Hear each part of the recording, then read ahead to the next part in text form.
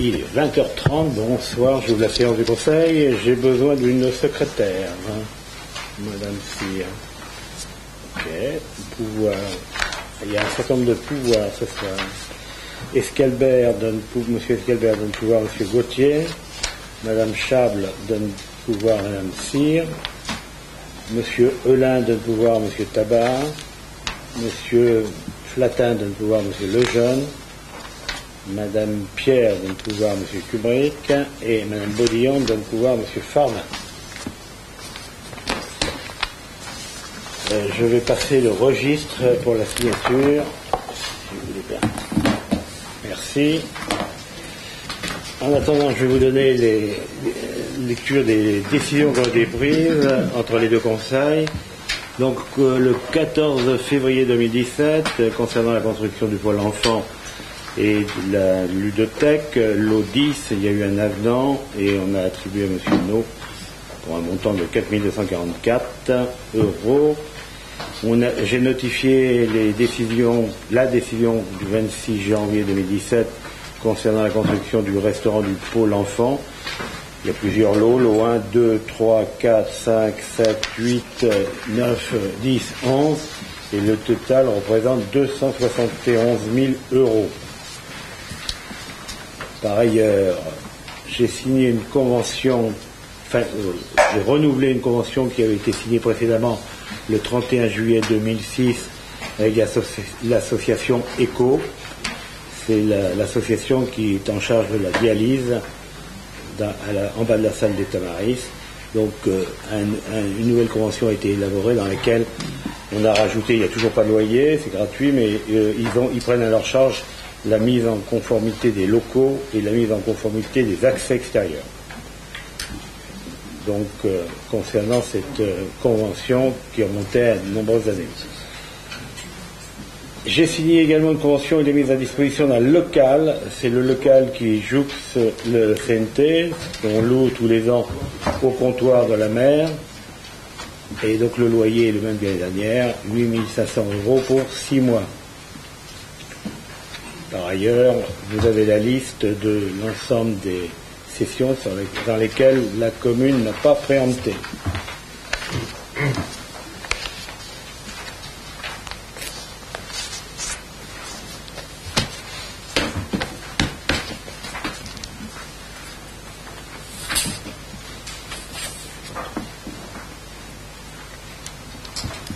Alors, le registre est là-bas. Il y a une trentaine. 30 d'ailleurs.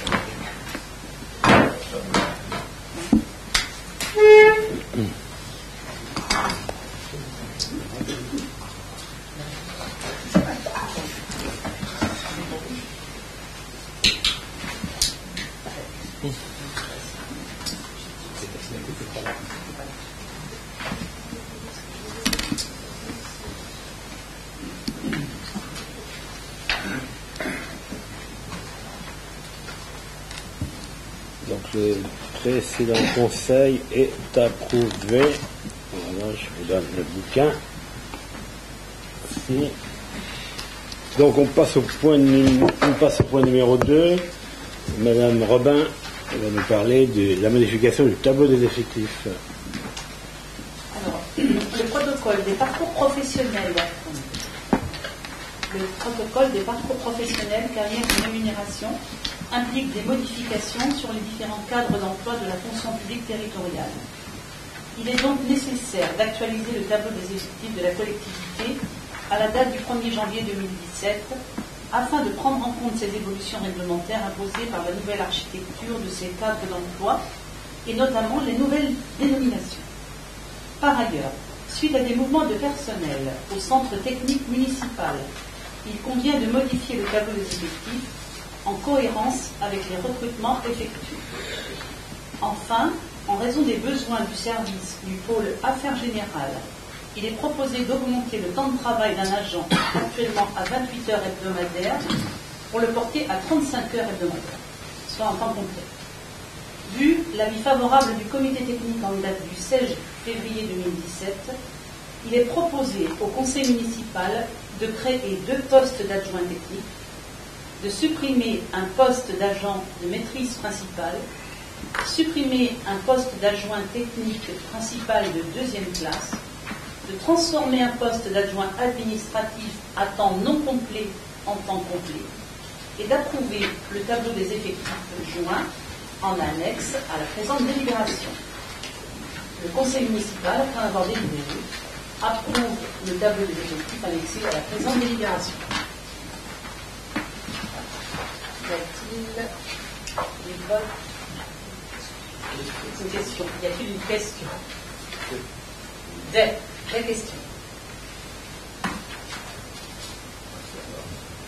Pas de questions? Qui vote contre? Qui s'abstient? Qui s'abstient? Merci. Donc, toujours, Mme Robin, vous nous parlez d'emplois saisonniers. Oui. Comme tous les ans, d'ailleurs, on a un certain nombre d'agents qu'on embauche pour la saison. La création des emplois saisonniers est proposée comme suit. Au centre technique municipal, des mouvements généraux. 4 agents recrutés pour des périodes de 2 à 5 mois et demi. Entretien du littoral et espace vert. 4 agents recrutés pour des périodes allant de 3 mois à 6 mois. Pour le nettoyage des plages, 2 agents employés sur 2 mois. Pour les mouillages et le port à sec, 3 agents employés pour 3 mois et 1 pour 6 mois. Pour le nettoyage de la voirie, 2 agents recrutés pour 6 mois, 2 autres pour 5 mois. Et pour le minibus, 1 agent recruté pour 2 mois. La rémunération est fixée par rapport au premier échelon du grade des adjoints techniques, indice brut 347, à laquelle s'ajoute 10% pour les congés payés. Quant à la police municipale, les ASVP ou les ATPM, c'est-à-dire les assistants temporaires de police municipale, ils sont proposés 3 agents pour 2 mois, 2 agents pour 3 mois et demi. La rémunération est fixée par rapport au premier échelon du grade des adjoints techniques, indice brut 347, à laquelle s'ajoute 10% de congés payés. Quant à la surveillance des plages, en l'état actuel, la commune ne sait pas encore si les MNS, les CRS pourront assurer la surveillance des plages sur les 2 mois d'été 2017. Vous vous rappelez que l'année dernière, il y avait des problèmes par rapport au championnat. Donc, il est donc nécessaire de mettre en place un dispositif uniquement composé de sauveteurs civils comme suit. 24 sauveteurs ou sauveteurs qualifiés pour assurer la surveillance des plages en avant-saison pour les postes de secours central et de la terrière, en saison pour l'ensemble des postes et en fin de saison pour les postes de secours central et de la terrière. Les sauveteurs qualifiés percevront une rémunération basée sur le grade d'opérateur qualifié des activités physiques et sportives, 3e échelon, indice brut 357, ou 4e échelon, indice brut 362, ou 5e échelon, indice brut 372 pour les plus expérimentés, à laquelle s'ajouteront bien sûr les 10% au titre des congés payés.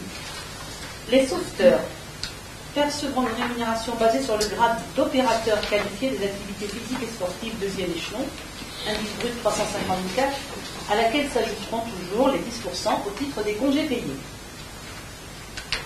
pour l'encadrement et l'animation de l'ALSH, c'est-à-dire l'accueil de loisirs sans hébergement, sans travail. Pour assurer l'encadrement des enfants, il convient de recruter du personnel qualifié. Considérant que le nombre d'enfants à accueillir pourrait être supérieur à 50 et que des temps de réunion sont nécessaires entre les animations, il est proposé de recruter à temps complet, du 10 juillet au 31 août 2017, 7 animateurs titulaires du BAFA et un animateur titulaire du BAFD, dont les titulaires du diplôme de surveillant de baignade. Il est précisé que la rémunération des animateurs titulaires du BAFA et du diplôme de surveillant de baignade sera calculée par référence au 8e échelon d'adjoint d'animation, indice brut 362, et majoré de 10% pour les congés payés. La rémunération des animateurs titulaires du BAFA sera calculée par référence au 5e échelon d'adjoint d'animation, indice brut 352, et majoré de 10% pour les congés payés. La rémunération des animateurs non titulaires du BAFA sera calculée par référence au premier échelon d'adjoint d'animation, indice brut 347, et majoré de 10% au titre des congés payés. Et la rémunération d'un animateur titulaire du BAFD sera calculée par référence au 10e échelon d'adjoint d'animation, indice brut 386, et majoré de 10% pour les congés payés. Pour la restauration collective de l'accueil de loisirs sans hébergement, un agent sera recruté pour la période du 10 juillet au 31 août 2017, rémunéré à temps non complet, c'est-à-dire 20 heures par semaine, sur la base du premier échelon du grade d'adjoint technique, indice brut 347, et majoré de 10% au titre des congés payés. Quant à la ludothèque, un agent va être recruté, il vous est demandé de recruter un agent pour la période du 4 juillet au 2 septembre 2017, rémunéré à temps complet sur la base du premier échelon du grade d'adjoint d'animation, soit indice 347, et majoré de 10% au titre des congés payés. Les animateurs sportifs, 2 animateurs sportifs du 10 juillet au 29 août. La rémunération de ces agents sera calculée par référence au 3e échelon d'opérateurs des activités physiques et sportives. Indice brut 349 pour les agents avec qualification fédérale et par référence au 7e échelon d'opérateurs des activités physiques et sportives. Indice 356 pour les agents avec brevet d'État, toujours majoré de 10% au titre des congés payés. Quant au parking à barrière, il est demandé de recruter un agent pour les longs week-ends du printemps, à savoir du 15 au 17 avril, ce qui correspond à Pâques, du 29 avril au 1er mai, week-end du 1er mai, et ensuite du 6 au 8 mai, puisque c'est la période des ponts. Ensuite, bien entendu, du 25 mai au 3 septembre 2017, c'est-à-dire les parkings sont payants. Rémunéré à temps complet sur la base du premier échelon du grade d'adjoint administratif, indice brut 347, toujours majoré de 10% au titre des congés.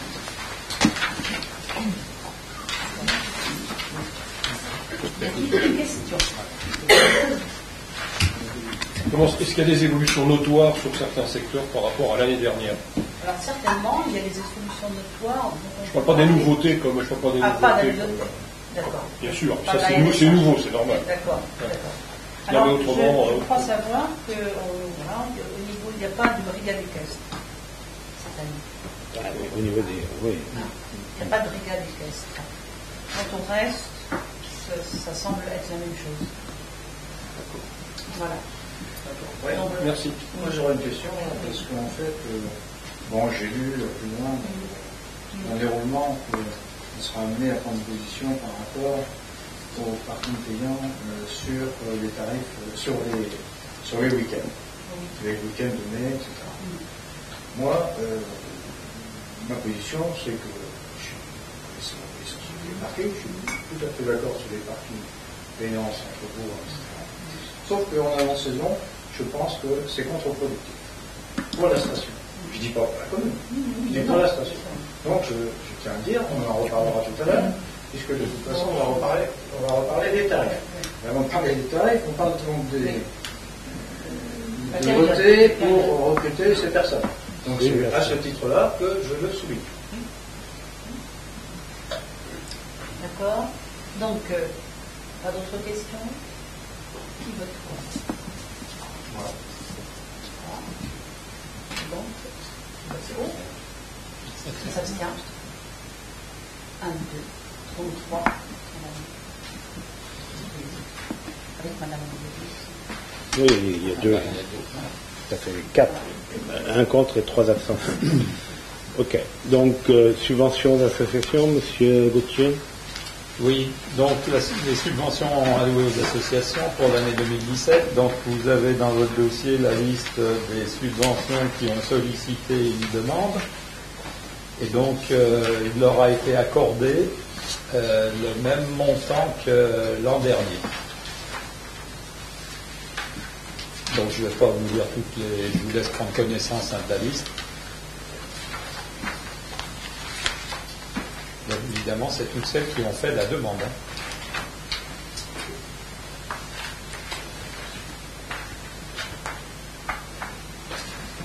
Y a-t-il des questions? Des votes contre? Des abstentions? Je vous remercie. Merci. Donc le point 5, je vais le prendre, c'est la création d'un budget annexe de lotissement.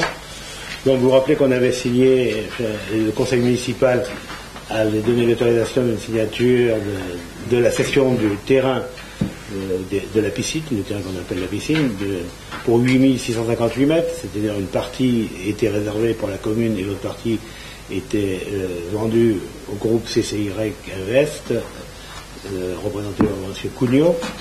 Donc M. Cugnot a eu des soucis avec son architecte, il ne s'entendait pas, il ne l'a pas payé. Donc ils n'ont pas déposé les documents dans les délais. Quand ils ont déposé les documents, ils n'étaient pas conformes, donc on a été obligé de leur faire modifier. Ils ont eu des demandes supplémentaires de la DDTM qu'ils n'ont pas assurées, donc ils étaient hors délai. Donc j'ai décidé de résilier le compromis, compte tenu du fait qu'ils n'ont respecté aucun délai. Voilà. Donc le compromis était résilié. On a décidé de faire le lotissement, donc on ne fait plus qu'un lotissement maintenant, pour nous-mêmes. Donc on va faire un lotissement, donc on a des premières esquisses qui vont être définitifs la semaine prochaine. Donc 27 lots sur le terrain. D'ailleurs, on la porte à hauteur de 8658, puisqu'on va faire une opération de marchand de biens dans le cadre de la commune, puisque c'est la commune qui va être opérateur de ce lotissement pour 8658, et les 1630 mètres, on les apporte également pour faire notre centre de remise en forme. Donc, c'est pour cette raison que vous avez la valeur de 10 288 que le service des domaines a estimé à 2 513 000. Donc, on vous demande de créer un budget annexe qui va permettre de vendre ces terrains. Donc, c'est des terrains, il y a 27 lots. Enfin, le premier jet, on était à 26, mais je crois qu'ils vont arriver à 27. Ça va être des lots entre 250 et 300 mètres carrés, et qui seront vendus dans les 400 € du mètre. Voilà.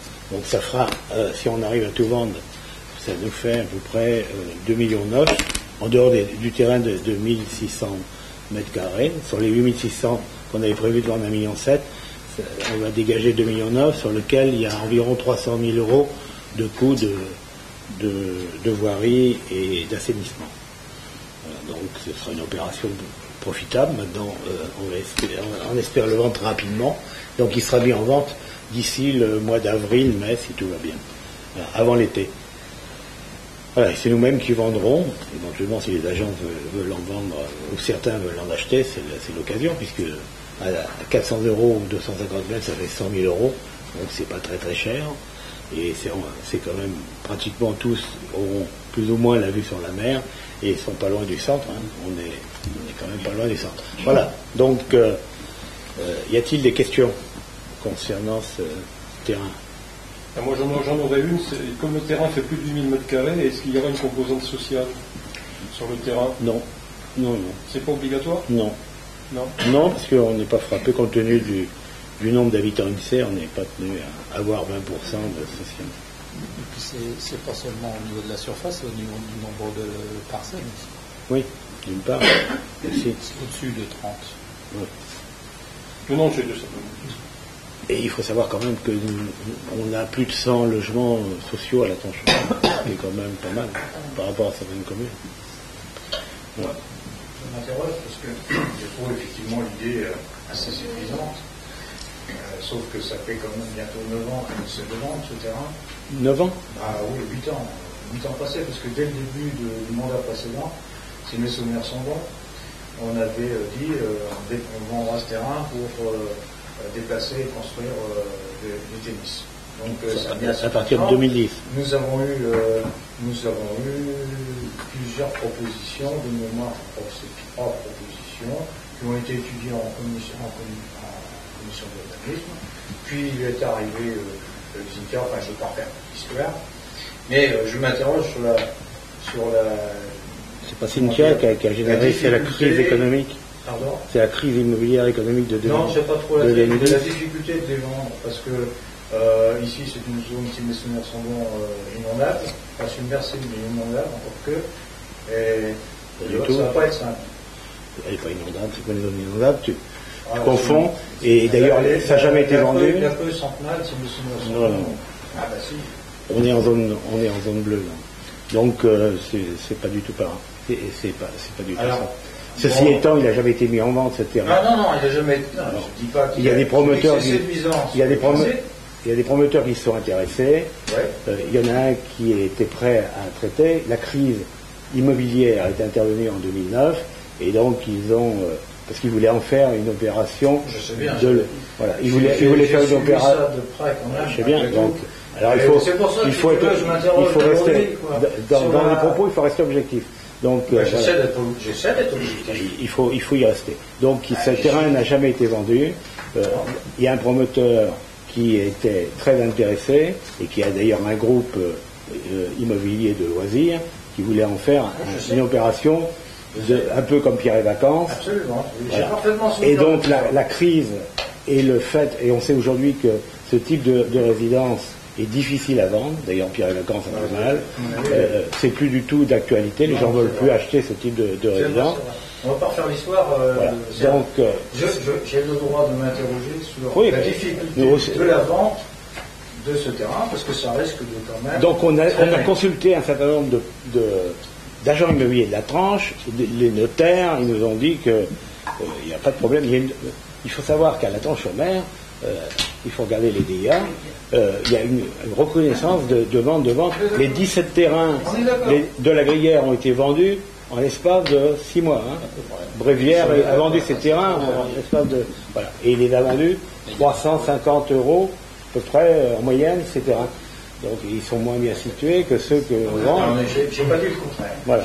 Je suis... Et d'ailleurs, je dis 400 en moyenne, parce qu'il y en a près de la route qui sont vendus un peu moins cher, et d'autres, ceux qui auront vraiment la vue sur la mer, seront vendus un peu plus cher. Voilà. Mais en moyenne, ce sera 400 € du mètre. Voilà. Bon, il est évident qu'on ne va pas les vendre en une année, c'est sûr.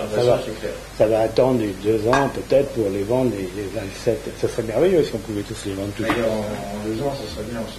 Voilà. Mais bon, voilà, j'ai bien le droit quand même de m'interroger. Oui, mais bon, il arrive un moment où il faut prendre des décisions. Une question oui. je me pose, c'est tout. Par ailleurs, est-ce que la commune a vraiment, comment dire, j'ai l'impression que c'est la dernière solution qu'on ait trouvée pour arriver à écouler ce terrain. Pas du tout, j'avais des promoteurs là. Bah, tu avais une baisse CY qui me Non, mais bon, lui, il a eu des conflits avec son architecte, enfin, voilà. Bon, mais j'ai un autre promoteur, mais ils veulent l'acheter moins cher. Donc, moins cher que le terrain que tu veux faire, le prix que tu veux vendre. Bah, il était à 1,7 million évalué par les domaines, je ne vais pas le vendre maintenant à 1,3 million, 1,4 million. Je comprends bien. Donc voilà. Donc on a dit, on va le faire nous-mêmes, et puis voilà. Donc bon, si on arrive au bout au prix en moyenne qu'on a décidé, on va faire une belle plus-value. Là-dedans, s'il nous en reste 2 ou 3 sur les bras, bah, peut-être qu'on aura plus de difficultés, mais comme on aura juste investi que la viabilité, c'est-à-dire 250 000, le géomètre a chiffré avec M. Renaud, il y en a entre 200 et 250 000. Bon, on va vite rentrer on va bien en vendre 2 ou 3 quand même. Donc, les 3 premiers vont amortir les dépenses que la commune va faire. Le reste, ça sera... Oui, mais là, attends, moi je suis pas très rompu tu veux, à ce genre de situation. Donc là, globalement, si j'ai bien compris, on va être obligé de faire un budget clos. Non, on transfère, on passe en marchand de biens. On prend le statut de marchand de biens. La commune, il faut bien faire créer un budget, c'est pareil. Budget spécifique pour ça. Donc on transfère le terrain du budget général au budget spécifique qui va s'appeler, je ne sais plus un nom, il s'appelle budget annexe, lotissement au du peuple breton. C'est ce pour quoi on va voter. Absolument. Non. Alors, donc ce budget annexe aujourd'hui, il va falloir faire un emprunt là-dessus. Rien, zéro, évidemment. On ne va pas s'acheter, se vendre le terrain nous-mêmes. On l'apporte. La commune l'apporte, donc elle ne dépense rien. On ne se le vend pas. Si tu fais un lotissement, tu as des routes et des travaux, etc. à faire. Non, ça va rentrer dans le budget. 300 000. J'ai dit entre 200 et 300 000. Si je comprends bien. Non, j'ai dit que on va dépenser entre 200 et 300 000 euros de travaux, d'assainissement pour faire la route et faire les branchements électriques et tout à l'égout. Voilà. Donc, et la séparation des lots, c'est le géomètre qui va les faire et on va avoir des numéros de cadastre. Voilà. C'est tout ce qu'on dépense. Nous, communes, on ne va pas se vendre à nous-mêmes le terrain. On l'a déjà. Sauf que comptablement, dans la compta publique, il faut transférer, pour prendre un statut de marchand de biens, il faut qu'on transfère ce terrain du budget principal. On a fait pour les appartements directs. Exactement. C'est pareil. Voilà. Et donc on a opté pour payer la TVA sur la marge. Voilà. Ce qui veut dire pourquoi je rentre les 1600, parce que ça va nous permettre, concernant l'aménagement de la balnéo, enfin de la remise en forme plutôt, c'est que ça nous permet de récupérer la TVA immédiatement dans le statut marchand de biens. Alors que on n'attend pas un an. Ça rentre directement dans le c'est tout. Voilà. Donc on ne dépense rien en dehors des coûts du lotissement, enfin de l'aménagement. Des travaux de BTP, quoi. Voilà. Donc, ce qui veut dire que, c'est ce que je disais tout à l'heure, si on en vend déjà 3 dans l'année, on amortit les dépenses. Après, le reste...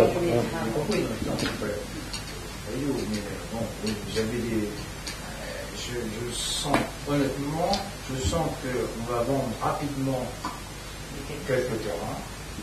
Ça sera peut-être plus long sur la écoute, on en parlera au fur et à mesure. Je peux pas le dire, j'en sais rien. Si on écoute les agences, ils sont ravis parce que ça leur fait des produits à vendre. Ils sont assez... Voilà. Oui, c'est ça, il faut commencer. Mais il y a quelques promoteurs peut-être qui vont en acheter 3 ou 4 pour les revendre avec des maisons. C'est possible aussi. Il y a des terrains qui sont vachement mieux placés que d'autres. Donc, je sais pas. Aujourd'hui, de toute façon, on se met en marchand de biens, on le vend nous-mêmes.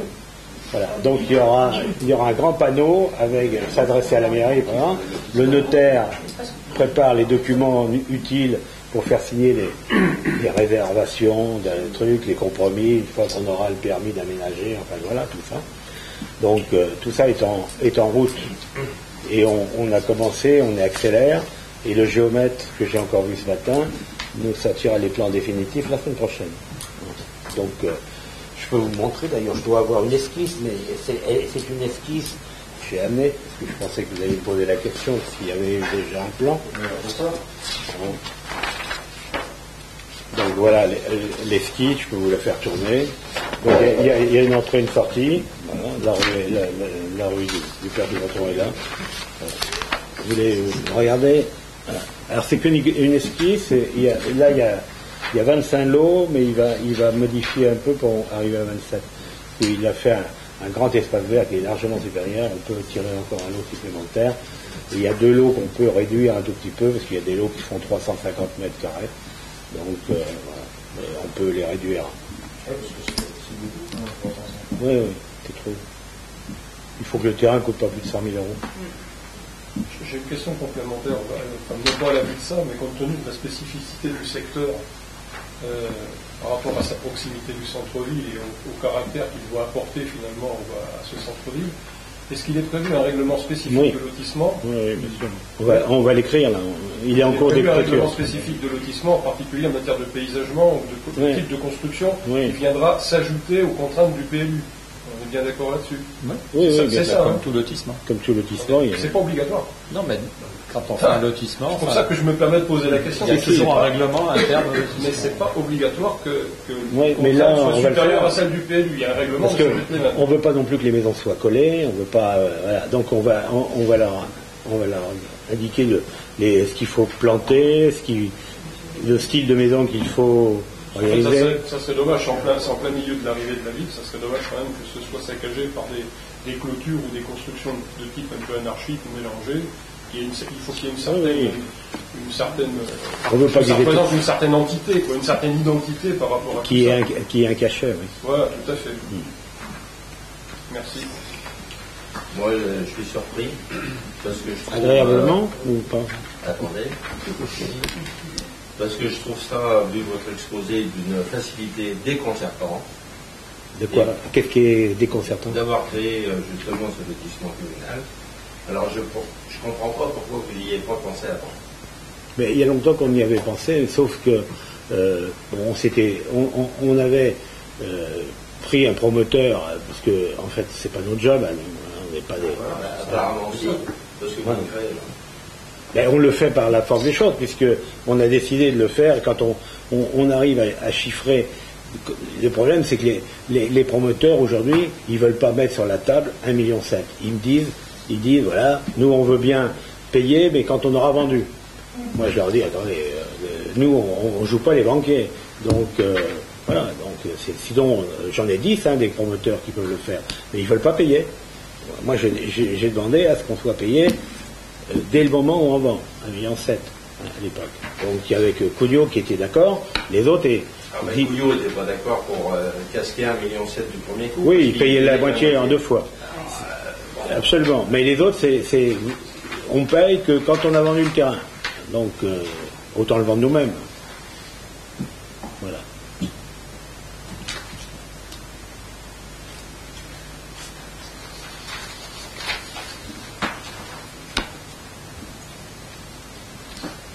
On verra bien. Hein.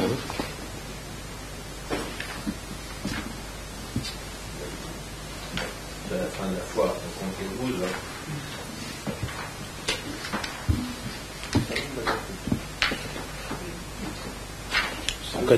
On connaît quand même le marché, on voit bien la demande aujourd'hui. Ici, à la tranche, il y a une demande très forte Ah de oui, gens mais qui. Je ne nie pas du tout l'emplacement. Donc, mais c'est vrai qu'on aurait dû peut-être le faire avant et ne pas attendre faire 2 ans. C'est sûr. Alors, la conjoncture n'était pas la même il y a 2 ans. Hein. Il faut aussi reconnaître. Hein. Aujourd'hui, elle est beaucoup plus favorable. Les taux sont très bas. Les gens achètent plus facilement. C'est ce qui fait peut-être l'euphorie de la vente d'immobilier depuis 1 an et demi en France. Enfin, vous auriez proposé ça il y a 2 ans, l'emplacement, ça serait parti de la même façon. Bah alors, donc, vous êtes d'accord avec moi, ça va partir rapidement. Mais j'espère pour vous. Bah, pas pour nous, pour moi, pour tout le monde. Non, mais je veux dire pour nous. C'est l'argent c'est pas mon argent personnel, c'est l'argent de la collectivité. Hein.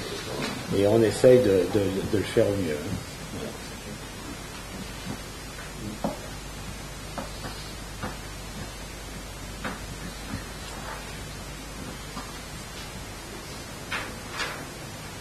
Voilà. Donc, y a-t-il d'autres questions avant qu'on passe au vote? Non. Y a-t-il des votes contre? Alors, moi, je voudrais expliquer mon vote. Le projet en lui-même me paraît intéressant. Ce qui me gêne dans ce projet, c'est qu'encore une fois, on va toucher les publics d'acheteurs, on ne va pas toucher les jeunes. Et on n'a rien prévu pour intéresser les jeunes sur ce type de lotissement. Et ça me dérange. C'est la raison pour laquelle, personnellement, autant je suis d'accord sur l'idée de ce lotissement, autant j'aurais apprécié et j'aurais voté pour, sans aucune retenue, s'il y avait eu un volet d'accessibilité pour des jeunes ménages ou pour des gens, parce que 100 000 €, avant de planter le premier parpaing, tout le monde ne peut pas le faire. Donc c'est la raison pour laquelle je vote contre. D'accord. Moi, je vais répondre sur les jeunes. Vous savez que, d'ailleurs, vous avez été à l'origine de ce terrain qui est au MOPA, et vous savez que Vendée Habitat a encore 10 terrains pour les jeunes, aucun veut l'acheter. Non. Alors, je m'inscris en faux par Ah rapport bon, à ce que écoutez. je n'étais pas à l'origine de ce projet. C'est sous votre mandature que ce projet qui était... Non, j'ai signé le compromis, c'est vous qui l'avez signé. C'est sous votre mandature que ce projet a été modifié, Non, que le groupe Lamotte a disparu du paysage, que vous avez accepté l'installation d'une grande surface, et que par voie de conséquence, l'attractivité de la grande surface a été néfaste à la constructabilité du terrain. C'est pas tout à fait la même chose. C'est pas comme ça que c'est écrit l'histoire. Hein. Mais Vous l'histoire, devez vous en souvenir, comme tout le monde s'en souvient autour de la table. l'histoire de ce terrain, Voilà. c'est que si la Motte, j'y peux rien, hein, c'est vous qui avez amené la Motte. Non, mais il n'y a pas Et si la Motte avait pris des engagements sous-main avec Vendée Habitat, on l'ignorait, on l'a découvert après, puisque c'est Vendée Habitat qui a porté le terrain pour la Motte. Il n'empêche que la Bon, construction alors, de M. je Bricolage ne vais pas aller plus loin parce que là, la construction de M. Bricolage a pesé sur la constructibilité sauf des que terrains. Vendée Habitat voulait le C'est pas vendre. comparable. C'est Mais pas oui, comparable. mais Vendée Habitat n'arrivait pas déjà à vendre ses terrains, mais vous pensez bien qu'il voulait se débarrasser. C'est pas du tout comparable comme situation de terrain, c'est pas du tout comparable. Oui, bah écoutez, Donc, de voilà, toute façon, c'est pour ça que je vote contre. et la deuxième raison, c'est que pourquoi on ne le fait pas pour les jeunes, puisque déjà, même si on le vendait à 70 € pour les jeunes, ils ne l'achèteraient pas, parce que pour eux c'est plus difficile, c'est relativement cher, mais l'année prochaine, si tout va bien, on sera dans une commune nouvelle, et ils auront la latitude d'avoir des terrains beaucoup moins chers, toujours en étant à la tranche, mais en se trouvant soit à Saint-Benoît, soit à la Longère, ou soit à C'est Reims. ce qui se passe déjà, ça. Ben, c'est ce qui se passe. Oui, mais ils seront là, ils seront. C'est ce qui se passe déjà. Eh ben oui, mais ils seront à la tranche horaire. Ils resteront à la tranche horaire. C'est ce qui se passe déjà. Voilà, donc le problème sera réglé. On avait voulu faire un lotissement pour les jeunes à la carrière. Il y a eu une levée de bouclier comme quoi on avait amené des cas sociaux à la carrière. Tous les jeunes ne sont pas des cas sociaux, Philippe. Ah ben, je suis bien d'accord. Bon, alors, attention, pas d'amalgame là-dessus. Pas d'amalgame là-dessus, parce que c'est trop facile. Hein. Ce que je veux dire, c'est que c'est trop facile. C'est pas ce que je dis. Écoute ce que je dis. Écoute ce que je dis. La population, c'est un éco-quartier qu'on voulait faire. C'est pas pareil. C'est pas la même chose. C'est pas la même chose. Et d'ailleurs, ça coûte, les gens n'ont pas bien compris le truc, parce que un éco-quartier, ça coûte plus cher de construire en éco que de construire Oui, autrement. alors toi, tu voulais faire un éco-quartier. Absolument. Et après, moi, j'ai voulu Et, faire un lotissement pour les que dans jeunes. le- Et les riverains se sont tous élevés en disant attention, il va y avoir des cas sociaux, etc. Ouais. Oui, Parce qu'on y c'est avait vrai, pensé au lotissement pour les jeunes. hein. c'est vrai, mais les riverains étaient surtout intéressés que le terrain reste en l'état pour pouvoir jouer au boule et pouvoir garer la voiture. Pour être Non, non. Donc, on va faire compenser à faire des lotissements pour les jeunes. Pour les jeunes et les cas sociaux. Philippe, pas pour moi cet qui le fais, éco-quartier, c'est pour cet éco-quartier, ça avait été pris en compte dans le contrat environnement littoral 2. Oui, mais je dis pas le contraire. Je te dis, oui, parce que, et je me rappelle de la levée de bouclier, parce que les gens n'ont pas compris. Mais effectivement, comme dit Serge, c'est un peu pour jouer au boule. Oui, oui. Mais autrement, pour Vendée Habitat, vend toujours d'avoir des terrains à 144 € le mètre carré. Ils ont vendu. Ouais, 144 €. Hein. Oui, 144 Moi, je pense € que le c'est mètre très carré. cher. Mais ils ne veulent pas baisser parce que, et voilà, leur explication, c'est que forcément, il y a eu beaucoup de travaux pour, il y a beaucoup de travaux à faire pour Des pieux. oui, il y a beaucoup de pieux pour atteindre la marine. Ils ont pensé à 140. Non, non, non, Ils mais ont ça, pensé à les non, pieux. non, non. Donc, il y en a deux dans le Et encore, c'est même pas des constructions. C'est pas des J'ai une qui est rentrée de ma discussion aussi. Alors, je ne sais pas si on est passé, on n'a pas voté. On n'a pas voté parce que Donc, y a-t-il des votes contre? Des abstentions? Je sais pas trop. Ok. Donc, la secrétaire, elle note bien. D'accord. Oui, mais là, il y a un peu de... Ok, donc merci. On passe au point suivant. Les tarifs municipaux. Donc, on va parler des parkings. Donc, bon, je ne vais pas tout lire, mais c'est le même principe que l'année dernière, sauf que les dates changent, évidemment, puisque les commerçants nous ont demandé, j'ai pris un engagement de commencer le paiement régulier qu'à partir de fin mai. Mais en fait, c'est le 25 mai. je crois, parce que c'est la Pentecôte ou l'Ascension, je ne sais plus si c'est la Pentecôte. Enfin bref, c'est un pont. Et pardon ? Voilà, il y a un pont. C'est l'Ascension peut-être. Oui. Donc, et après, on arrête le 3 septembre. Et en fait, on en arrêtera seulement que le 31 août. Quant aux résidents, c'est toujours 30 €. Concernant les professionnels, c'est toujours 150 €, puisqu'on ne change pas les tarifs. Concernant les salariés des professionnels, c'est 15 € par mois l'abonnement. Et concernant le personnel de la mairie et de l'office du tourisme et les intervenants de l'école de la mer, c'est 15 € par mois également. Voilà. Donc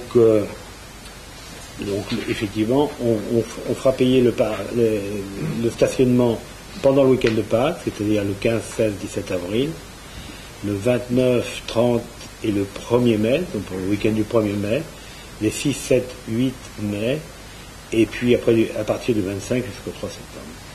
Donc les 3 week-ends des ponts, on fera payer.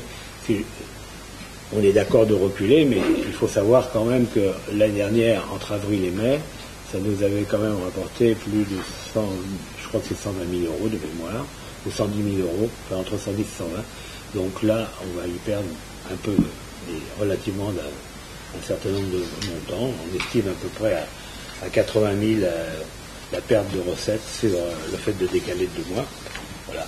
Bon, les commerçants, c'est vrai qu'ils peuvent vous dire, mais c'est que les week-ends, on touche que les week-ends.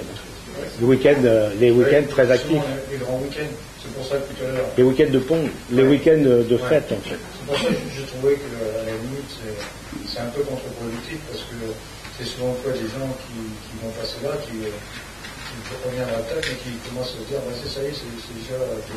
Bon, moi j'ai toujours été favorable au parking payant, je le rappelle, et c'est même mis en place le parking payant en centre-ville. Il y a quand même quelque chose là de 30 centimes du quart d'heure, ça fait 1,20 € de l'heure, et je trouve que pour les parkings bord de mer, c'est quand même relativement cher. Parce que quand on va à la pêche, on y va voir pour 5 minutes, et je pense que, enfin moi je trouve que c'est un peu, qu'il soit payant, oui, mais à ce tarif-là, je trouve ça trop cher. Alors, moi, c'est mon point de vue, mais oui. Je ne le cache pas. Le reste, je suis d'accord. Je pourrais aller contre ce que j'ai déjà défendu dans le passé. Voilà. Alors, je suis satisfait parce que j'ai lu donc sur la période tu démarres pas du 1er avril. Donc là, ok, c'est déjà un bon programme. Je suis satisfait aussi sur un deuxième point parce que j'avais peur que d'autres parkings soient devenus payants, notamment au Milan, etc. C'était un bruit qui courait. Bon, apparemment, c'est pas dedans. Donc, voilà. Je crois que...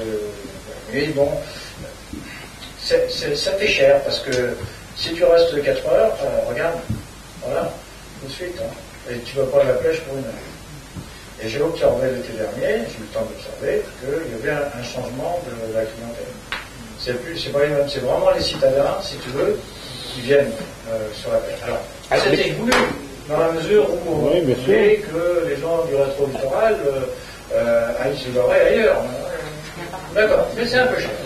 Et puis, quelque part, j'ai même entendu dans les conseillers municipaux qui sont présents ici, des gens, j'espère qu'ils ont encore à le dire, ont privatisé quelque part la pêche à l'intérieur. Ouais. Ah ouais. Bon. C'est-à-dire que le fait que l'intérieur ne soit pas en centre-bourg, qu'il n'y ait pas de service, pas de commerce, etc., et qu'on rende payant ce parking, relevait de la privatisation quelque part. Moi, je ne suis pas tout à fait d'accord, mais je pense que c'est trop cher. Voilà, c'est tout. C'est pas la chose à dire.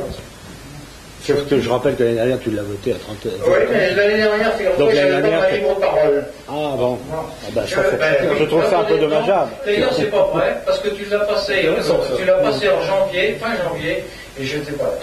Tu pourras vérifier, je n'étais pas là. C'est la première fois qu'on entend ce genre de vérité, M. Gonneau. Merci de l'avoir dit.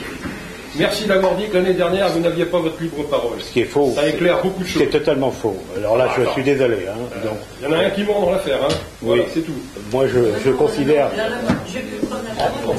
Moi, je suis une petite conseillère municipale. municipal. On a des réunions toutes les semaines. Et sincèrement, quand je veux dire quelque chose, je le dis et on m'écoute. Enfin, je pense. On a tous le droit de s'exprimer. Tous les vendredis. Je suis pas adjointe, je suis rien du tout. Adjointe, c'est pas conseillère, voilà. Je suis conseillère et je parle. J'ai quelque chose à dire, je le dis. là-dessus. Oui, parce que c'est pas exact. Donc c'est pas bien de dire que c'est ça. Ouais, c'est pas bien. Tu peux pas dire que j'ai voté là-dessus. Ouais. Non, mais c'est bon, peut-être, mais c'est pas bien de dire que tu étais brimé. T'as jamais été brimé. Tu t'es toujours exprimé. Tu claquais la porte quand tu n'étais pas content. D'ailleurs, ce n'est pas arrête. C'est faux. Et là, tout le conseil peut témoigner. Arrête. On t'a toujours. On va en parler tout à l'heure. Oui. Enfin bon, ça, ok. Mais je trouve ça un peu lourd. Non, bah, dès qu'on n'est pas d'accord avec toi, de toute façon, effectivement, on n'a plus le droit à la parole. Voilà. Mais tu t'exprimes, hein, il faut pas exagérer. Je m'exprime, je fais mon boulot de conseiller municipal, le simple conseiller municipal. Oui, mais il faut être cohérent. Quand tu étais première, je sais pas polémique. Non, mais tu as des positions qui sont inverses à celles que tu avais quand tu étais première adjointe. Alors il faut être cohérent aussi. Je ne suis pas inverse par rapport au parquet, je ne suis pas inverse, je suis désolé. Je l'ai même souligné. Mais tu veux que je te fasse venir les présidents des commerçants? Il faut pas exagérer. J'aimerais bien les voir, les présidents des commerçants. Parce que j'aimerais bien les voir. Tu défendais bien les parkings à 0,30 devant les commerçants, etc. Les parkings, bien sûr, parce que oui, c'est moi qui te brimais, c'est moi qui te brimais. Non, mais j'étais dans le même bateau que toi. Oui, oui. Allez. Bon, il faut assumer ses responsabilités. J'assume mes responsabilités, figure-toi. Donc c'est tout. Moi, je n'ai jamais brimé personne. Hein. Par contre, je dis ce que je pense. Ah, moi aussi. Ben, il faut avoir le courage de le dire au moment où et pas dire je me suis retenu parce que je voulais pas contrarier ou je sais pas quoi. Non, c'est pas la question. C'est ce que tu as dit. C'est que, effectivement, bon, enfin bref. Quand personne ne donne son opinion, tu es le seul à donner toujours ton opinion, quelque part. Est-ce que c'est exact? Mais attends, mais tu racontes des choses inexactes. Est-ce que je vous impose mes opinions? Non, c'est pas vrai. Je suis d'accord avec toi. Alors. Mais sauf que personne ne pose de questions. Oh. C'est pas vrai.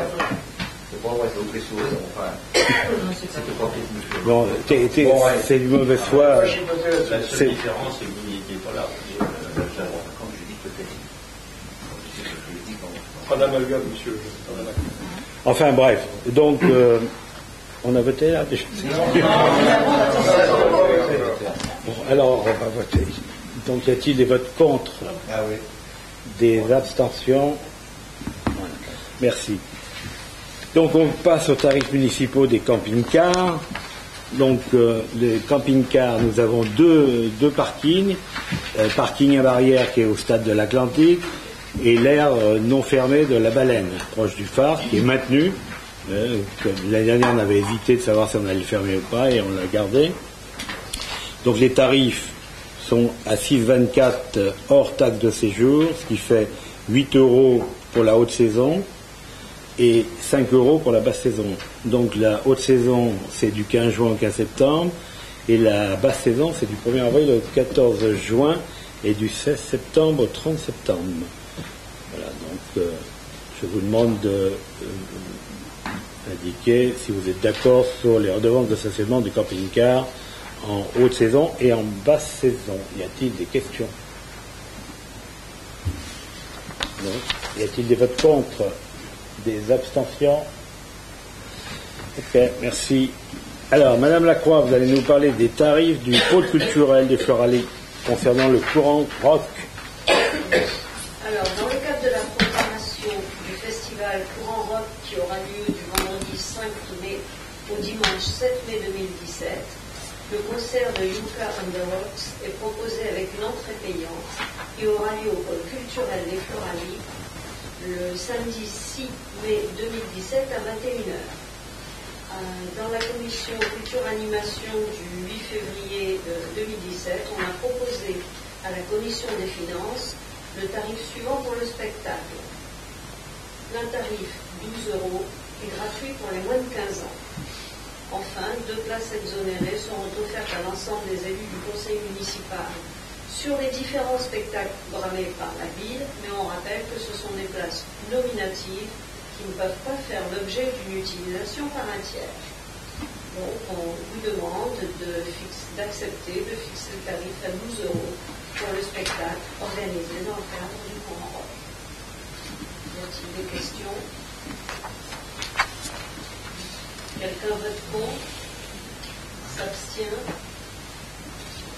Le point numéro 7, ça concerne le groupement de commandes concernant la déferlante, comme tous les ans depuis de nombreuses années. Madame Lacroix. Alors, comme les années précédentes, les communes de Saint-Jean-de-Mont, Saint-Hilaire-de-Rieux, Saint-Gilles-Croix-de-Vie, les Sables-d'Olonne, Barbâtre, Noirmoutier-en-l'Île, Notre-Dame-de-Mont, La Tranche-sur-Mer, Pornic et Saint-Brévin-les-Pins se proposent de constituer un groupement de commandes de prestations artistiques, culturelles et de communication qu'on appelle la déferlante. Alors, Monsieur le maire rappelle au conseil municipal que les 10 communes précitées ont décidé de se regrouper pour rationaliser et améliorer la qualité du service public culturel afin d'organiser en printemps et en été ce festival itinérant, la déferlante. En 2016, la ville de Saint-Hilaire-de-Rieux était responsable de la gestion financière du réseau La Déferlante par le biais de la coordination du groupement de commandes.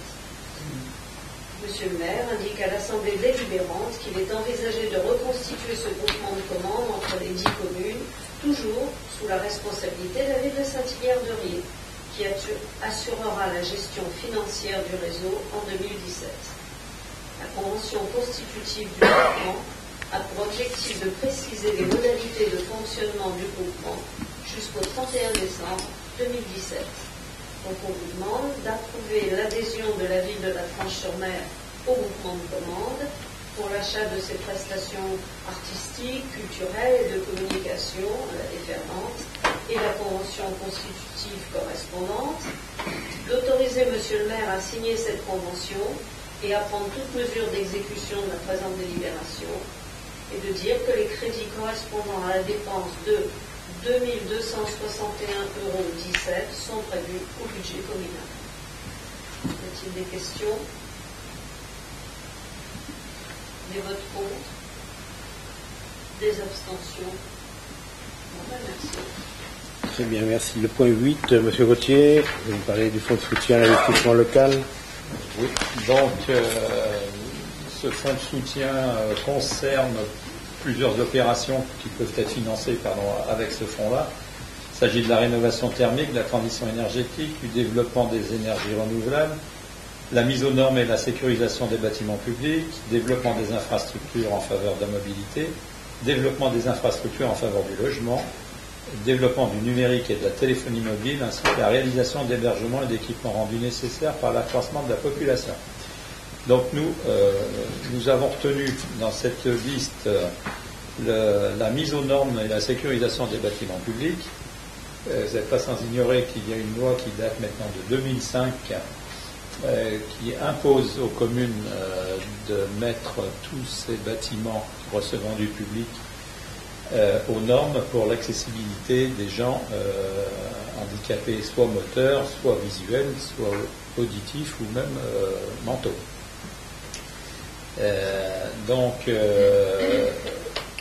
On arrive au bout du bout de la tolérance de l'État, et l'État nous impose impérativement de faire des travaux nécessaires.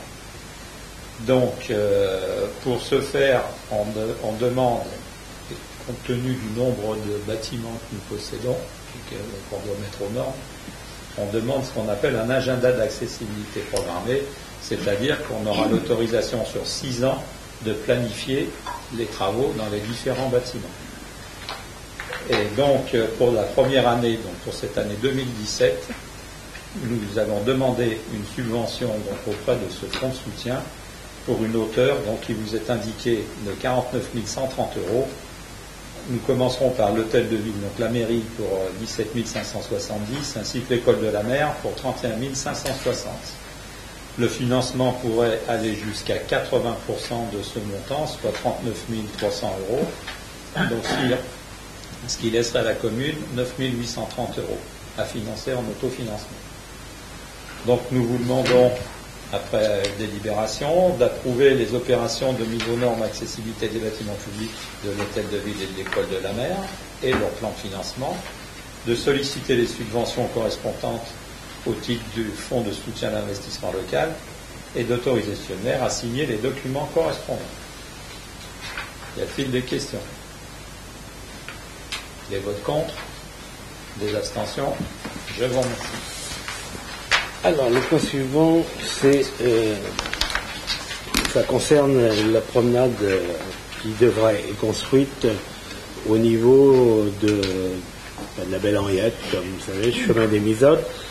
Et donc, cette autorisation, donc, on l'a déjà, la dérogation financière, donc on demande la dérogation financière, parce que quand on a une AOT, il faut qu'on paye une redevance. Donc, l'État est d'accord de ne pas nous faire payer, mais il faut que ça passe au conseil municipal. Donc ils nous ont délivré la AOT autorisant la construction de cette passerelle que nous allons réaliser, non pas dans les délais imposés par le préfet, parce que c'est impossible, mais dans les délais qui seront les délais réalistes, compte tenu du fait que plusieurs raisons pour lesquelles on ne peut pas tenir les délais, c'est que la décision d'autorisation a été prise au mois de décembre, dans le comité de gestion, donc ce qui fait qu'il y avait un an de retard, parce que le sous-préfet est gentil, mais il a la mémoire courte, et il ne se rappelle pas que c'était fin 2015 que ce comité dans lequel je siège devait approuver le plan de gestion élaboré par les services de l'État et par la LPO, par le gestionnaire, et donc ils ont eu un an de retard, ils l'ont approuvé qu'au mois de décembre le 14 décembre d'ailleurs, 2016, notifié le 26 décembre ou 27 décembre par le préfet, donc il est applicable que depuis le 27 décembre, donc il nous laisse 6 mois, avec des restrictions telles au niveau de la nature de la construction à apporter, toutes les contraintes environnementales, parce que je vous rappelle qu'on est dans une réserve nationale. Donc voilà, on est en train d'égrener on a les accords à chaque fois, mais on est en train d'égrener, parce qu'on ne peut pas avoir tous les accords en même temps, il faut avoir un accord de l'un avant d'avoir l'accord de l'autre, etc. Donc là, on a eu l'accord, mais on a fait la demande là, du permis d'aménager, sur lequel ils nous ont donné un accord de principe déjà, mais on va l'avoir officiellement. Donc après, il faut qu'on saisisse les instances de la mer, parce que ça touche la mer également. Il faut faire une étude d'impact sur les oiseaux, si on est dans une zone de SNIF 1, SNIF 2, SNIF 3, sur lesquelles le sous-préfet a oublié qu'il y avait toutes ces obligations que la DREAL nous impose. Voilà. Et en plus, il faut rappeler que c'est quand même la DREAL qui avait décidé en 2010, après Cynthia, de ne laisser entrer l'eau dans la Belle Henriette. Ils avaient considéré qu'il fallait que la nature reprenne au-dessus. Et ils avaient obligé le préfet à l'époque d'arrêter les travaux qui avaient été lancés, organisés par comment il s'appelle, Guintoli, l'entreprise Guintoli, qui devait reconstituer la dune à l'époque pour que l'eau ne rentre pas. Donc on n'a pas eu ces problèmes aujourd'hui si l'eau ne rentrait pas. Voilà. Et donc on en est là aujourd'hui. Donc c'est nous qui avons décidé à l'époque de faire cette promenade. C'est pas l'État qui nous l'impose. Il faut aussi le rappeler. Sauf que l'État a pris du retard, que techniquement les entreprises qu'on a consultées nous ont dit qu'en 2 mois c'était impossible compte tenu du fait que nous avons demandé, comme vous avez pu le voir, les subventions DETR accordées par le préfet, enfin surtout le préfet, pas le sous-préfet, et les subventions européennes qui s'élèvent à 50%. Et là, on ne les aura pas avant le mois d'avril. Le dossier est en cours d'instruction, enfin même pas d'instruction, de constitution. Il n'est pas terminé, le dossier. Donc, et ça, c'est le conseil régional qui monte le dossier pour la commune. Donc, on va avoir la subvention, mais bon, il faut laisser le temps au temps. Voilà.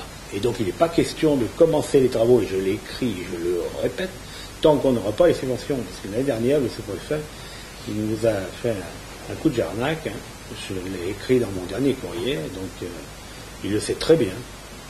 Donc il nous a demandé de commencer très vite pour que ce soit fini le 30 juin, même cas de figure que cette année, sauf que le jour on a terminé le 6 juillet d'ailleurs, et pas le 30 juin, et le chef de légataire dit, ah ben vous avez commencé 8 jours avant l'autorisation, donc on vous supprime la subvention que vous deviez avoir. Alors que le sous-préfet dit, commencez, avant, c'est pas grave, vous aurez votre subvention. Et après, le chef de légataire, le préfet dit, niet. Voilà. Donc on a perdu la subvention, et monsieur le sous-préfet, évidemment, on ne l'a pas écrit, hein, mais il le sait très bien. Alors, on se fait piéger une fois, mais pas deux. Voilà. Et s'il avait été là, je l'aurais dit devant lui, et on sait très bien ce qui s'est passé l'année dernière, et cette année, il n'est pas question de recommencer, parce qu'on ne joue pas avec les mêmes montants de cette façon. Voilà. Donc, on va attendre d'avoir les subventions. Donc, si on a les subventions rapidement, les entreprises, il faut qu'on fasse l'appel d'offres, hein, puisqu'il y a un marché. Il est à entre 300 et 400 000 euros. Donc, on a déjà consulté une des entreprises qui pourrait éventuellement, s'il n'y en a pas des milliers, des entreprises qui puissent faire ce type de travail dans la... Parce qu'on n'a pas le droit de mettre de béton, il faut taper dans la vase, et il faut des engins tout petits, parce qu'on n'a pas le droit d'amener des engins, donc c'est très compliqué. Donc il semblerait qu'une seule entreprise qui serait capable de le faire, d'après l'Adréal, qu'on a consulté, et qui nous dit, oula, il faut qu'on fasse l'étude, l'impact, qu'on fasse les sondages, et il faut voir le diamètre des poteaux, il faut également voir la hauteur qui va être autorisée. On a demandé être à 50 à 60 cm au-dessus de la plus haute au niveau de la mer. Donc ça veut dire qu'on va être en côté de GF à une côte qui va être à 1,20 m à peu près par rapport à la hauteur au-dessus de la mer. Donc c'est quand même une hauteur assez... Donc c'est une résistance également au vent, etc. Puisque cette comment s'appelle, promenade, elle ne tiendra que par l'enfoncement de pieux. Hein. Il n'y a pas de béton, il n'y aura pas de cailloux, c'est interdit. Donc c'est compliqué. Techniquement, c'est compliqué. Et d'ailleurs, la faute se gratte la tête, et eux-mêmes sont très en retard, parce qu'ils ont la même problématique que nous, hein, c'est 30 juin aussi. Et ils sont dans la même position que nous, ils ne pourront jamais faire les travaux pour le 30 juin non plus. Voilà, donc on revient aux moutons concernant l'autorisation. Donc là, c'est... Sur ce chapitre-là, je suis tout à fait d'accord avec toi, c'est complètement impossible de réaliser ça avant l'électricien. Ça, c'est vrai. Ce qui est complètement aussi vrai, c'est que l'an dernier, il y a déjà eu un incident, parce que ça s'est bien terminé, mais c'est très dangereux. Oui, mais moi tu connais ma position là-dessus. Par contre, tu peux l'exprimer, c'est la même que la mienne. Moi, je trouve que si avec moi, je la fermerais. Non, mais voilà. Qui c'est qui nous oblige à l'ouvrir? C'est le préfet qui a fait une pression d'enfer. Depuis le début, je dis qu'il y a une autre solution peu onéreuse, et je maintiens, puisque suite à Xintia, il faut protéger provisoirement le camping des Rouillères et les habitations de la porte des îles. Un merlon de sable a été créé par les services de l'État. Ce merlon s'en soumet à une largeur d'environ 2 mètres. Ce dernier est prolongé au nord-est, le long de la clôture du camping des Rouillères en direction de la route et du camping de la Berriette. Un ancien merlon recouvert de végétation, grandes herbes, ronces et arbres plus ou moins crevés. C'est d'ailleurs là-dessus que l'an dernier, tu as fait intervenir, moi j'ai fait prévenir aussi, pour boucher les trous des rats et des lapins qui... Qu'est-ce qu'avait dit la DTM à l'époque? Ah oui, ça avait donné l'autorisation et il l'avait fait dans la foulée. Oui. Il l'avait fait dans la foulée. Sauf qu'il considérait qu'il n'y avait pas de risque. Ouais, enfin, c'était leur affaire. Enfin, on a le droit de le faire. Oui, ils nous ont donné, mais... Non, on ne sait pas. Je suis en train de situer le passage en question. Et donc, ce passage-là rattrape la route et ressort pratiquement jusqu'aux dunes. Et on peut éviter de marcher sur les dunes, puisque ça descend sur le côté, sur l'accès pompier légal. Donc, ce qui a un autre avantage d'ailleurs, c'est que cet accès-là éloigne les touristes des courants violents. On est d'accord. On l'a proposé à la LPO. Moi aussi, je le propose sur Calais, pratiquement. On l'a proposé à la LPO, ils ont refusé. Ils nous ont dit, niet, c'est réservé pour les chasseurs, etc. On peut pas, vous ne pouvez pas intervenir par là. Moi, je pense que cette proposition pourrait convenir, puisqu'il n'y a pratiquement pas d'apport de matériaux extérieurs, puisque c'est de l'entretien, et d'ailleurs les arbres, pour la plupart, sont crevés suite au 16, bien entendu. Et donc, il y aura une atteinte minimum à la faune et à la flore.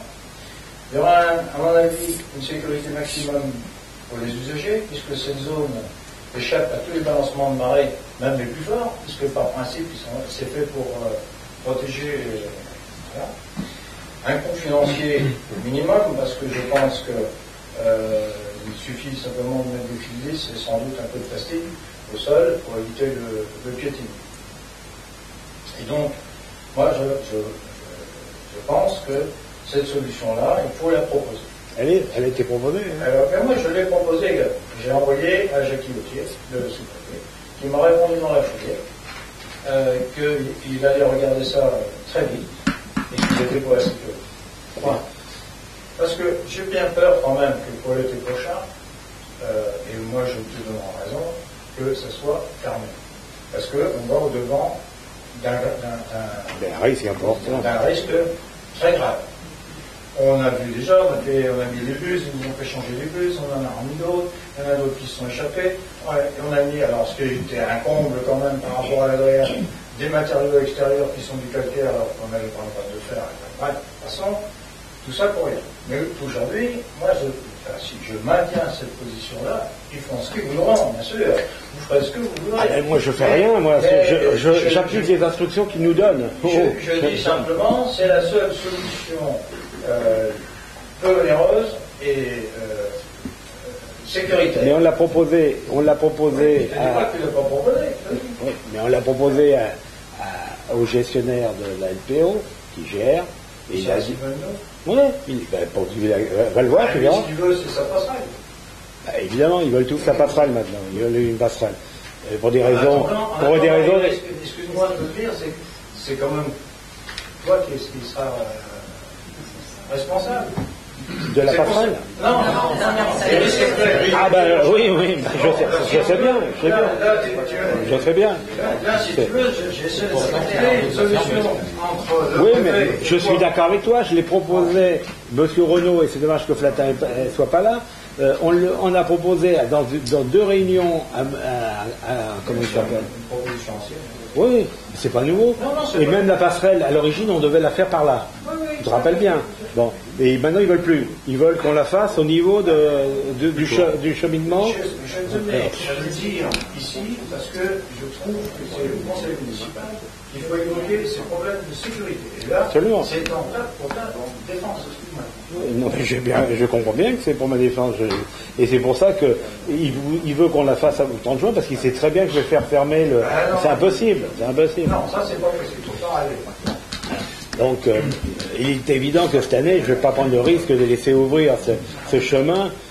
C'est trop dangereux. Je pense que cette solution que je suggère et que tu as suggérée est... Alors, j'espère que M. Autier, le sous-préfet, va se rapprocher, il va changer d'avis, parce que la LPO nous a envoyé paître. Voilà. Bon. Eh bien, écoute, tant mieux que tu l'aies envoyé. Mais non, moi j'ai envoyé parce que très honnêtement, je l'ai suggéré X et X fois. Voilà, c'est pas quelque chose de récent. Non, mais... sauf que ce qui est récent, c'est quand même que plus ça va, plus ça se dégrade, plus les courants sont violents, plus il y a des risques, et puis on finira par avoir un beau jour un pépin. Ça c'est clair. Sauf que eux maintenant ils sont polarisés sur cette promenade en bois. Et l'Adréal est totalement d'accord, parce que comme ça va canaliser et personne n'ira faire de marché pour détruire la végétation qui est actuellement très très jolie et complètement brûlée par l'eau de mer. Donc, enfin bref, et on nous dit, ça va, vous avez la chance d'avoir une réserve nationale. on a plutôt des problèmes avec cette réserve nationale. D'autant que la solution que je propose, à la limite, et que tu as proposée, elle permet de voir justement la lagune sous un angle différent et de voir également la faune et la flore. Et comme ça, sans risque. Oui, non, mais on est d'accord. Alors, donc maintenant il faut essayer de les convaincre, puisque si le sous-préfet donne son accord, peut-être que le gestionnaire de la LPO et les chasseurs, parce qu'il y a aussi les chasseurs n'étaient pas non plus d'accord, parce que c'est des lieux de chasse, ils tirent là, dans ces coins-là. Bref. Ah non, c'est pas. J'en fais pas partie. Non, c'est pas les mêmes chasseurs. C'est les chasseurs. Pas du tout. C'est les chasseurs. Mais le problème, c'est que c'est la LPO qui a positionné les emplacements des chasseurs. Oui, ben moi j'y peux rien non plus. Hein, ah oui, non, mais moi non plus. Je fais pas partie de la chasse maritime vendéenne. Ouais. Pas du tout mon problème. Et oui. D'abord, c'était une ânerie. Je l'avais dit dès le départ de classer cette lagune de la Belle-Henriette. Parce qu'il était évident qu'au bout de quelques années, ça serait complètement clôturé, que personne n'aurait le droit d'y mettre les pieds. Et c'est ce qui se produit. Voilà. Oui, mais ça, c'est pas moi qui leur ai demandé de la classer non plus. Hein. Non, mais moi, nous, ils nous ont imposé un classement de réserve nationale. J'incrimine pas du tout le truc, mais à l'époque, la commune on le subit. Produit. À l'époque, la commune aurait pu se défendre beaucoup plus que ça n'a pas été fait, et voilà ce qui arrive. Pour ça, pour le chevalier à collier interrompu. Gravelot. Oui, Gravelot. Ah oui, faut arrêter les bêtises. Enfin, voilà. Donc, on a le privilège d'avoir une réserve nationale, mais qui nous crée beaucoup de soucis. Parce que la protection n'est toujours pas non plus faite, parce que le préfet il fait du rétropédalage. Donc là, en ce moment, on va pouvoir peut-être commencer les travaux réellement, parce que là, il y a toujours le problème de l'étude, du financement de l'étude, et là, il faut relancer un appel d'offres maintenant. Ouais.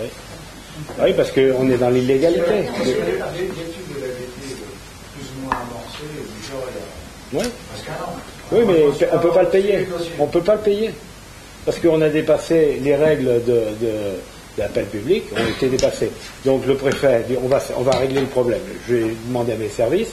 Les services, nous on ne sait pas faire. Donc on a demandé à la direction des finances publiques.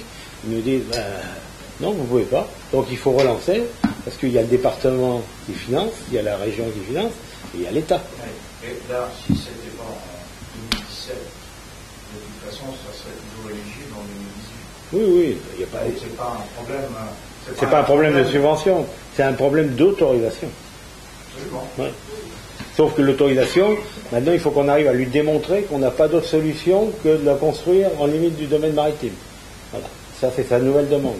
Donc, le cabinet est en train quand même de travailler, même s'il n'est pas payé, pour déterminer 5 tracés différents pour montrer qu'on ne peut pas faire autrement. Sinon, que d'expulser, il faudrait exproprier sinon les 2 campings et les 10 maisons. Et donc, ça va coûter encore 8 millions de plus. Donc c'est déjà suffisant. Et ça, c'est la décision du préfet. Il nous a écrit en disant exproprier, n'est-ce pas? Voilà. Donc, on a dit non, on ne va pas exproprier de camping, et puis pour monter un mur, pour le décaler de 10 mètres, enfin, il ne faut pas exagérer, quoi. Donc, par contre, puisqu'on est sur les lignes, parce qu'on a un peu dévié. Non, mais c'est tout le contexte de la Belle-Henriette, quoi. On est d'accord. Par contre, pour ce qui était de l'entretien de la ville de Béton, si mes souvenirs sont bons, on avait les feux verts. Oui, sauf que on n'a toujours pas réglé le problème de la succession des baissières. Donc on est en cours. C'est en cours. Parce que ça fait, écoute, bon, je ne vais pas revenir dessus, mais ça fait presque un an, plus d'un an. Oui, mais ça, le notaire vient d'obtenir l'autorisation des autres. Donc il va préparer les papiers. N'est-ce pas? On a de la chance que oui, mais de toute façon, l'État est au courant. Hein. Là, Mme Richard est au courant, elle est intervenue. Ils sont intervenus auprès de la famille également pour... voilà. Donc, compliqué, hein. 2 générations qui n'ont pas fait de succession. Alors, compliqué. Voilà. Bon. Donc on n'a pas voté non plus. Donc, Donc là, l'AOT, on l'a obtenu. Là, on demande une dérogation pour ne pas payer la taxe sur l'AOT. Hein, c'est seulement ça, la demande. Si vous permettez, je voudrais me placer sur un autre plan qui quelque part, personnellement, me gêne, enfin me dérange. Je pense que tout le monde a été plus ou moins témoin ou lecteur d'un certain nombre d'échanges plus ou moins aigre-doux qui se sont échangés entre la commune et les représentants de l'État. Il ne faut quand même pas oublier que le préfet ou le sous-préfet sont les représentants de la République. Hein. Et ce qui me gêne dans cette affaire, c'est que ça dégage quelque part une image qui n'est pas forcément très bonne de la commune. Ça, c'est la première chose qui me gêne. Vraiment, ça me gêne. Parce qu'on a forcément besoin d'eux pour travailler, qu'on le veuille ou non. Et que cette situation, qui est une situation de quasi-rupture aujourd'hui, risque de nous être préjudiciable demain d'une manière ou d'une autre. Pas du tout. Et puis, attendez, je vais finir quand même. Alors, pas du tout, c'est pas forcément les échos qu'on peut avoir. Ceci étant, l'autre point qui me gêne, c'est que tout à l'heure, en début d'exposé, vous avez mis directement en cause monsieur le sous-préfet des Sables-d'Olonne.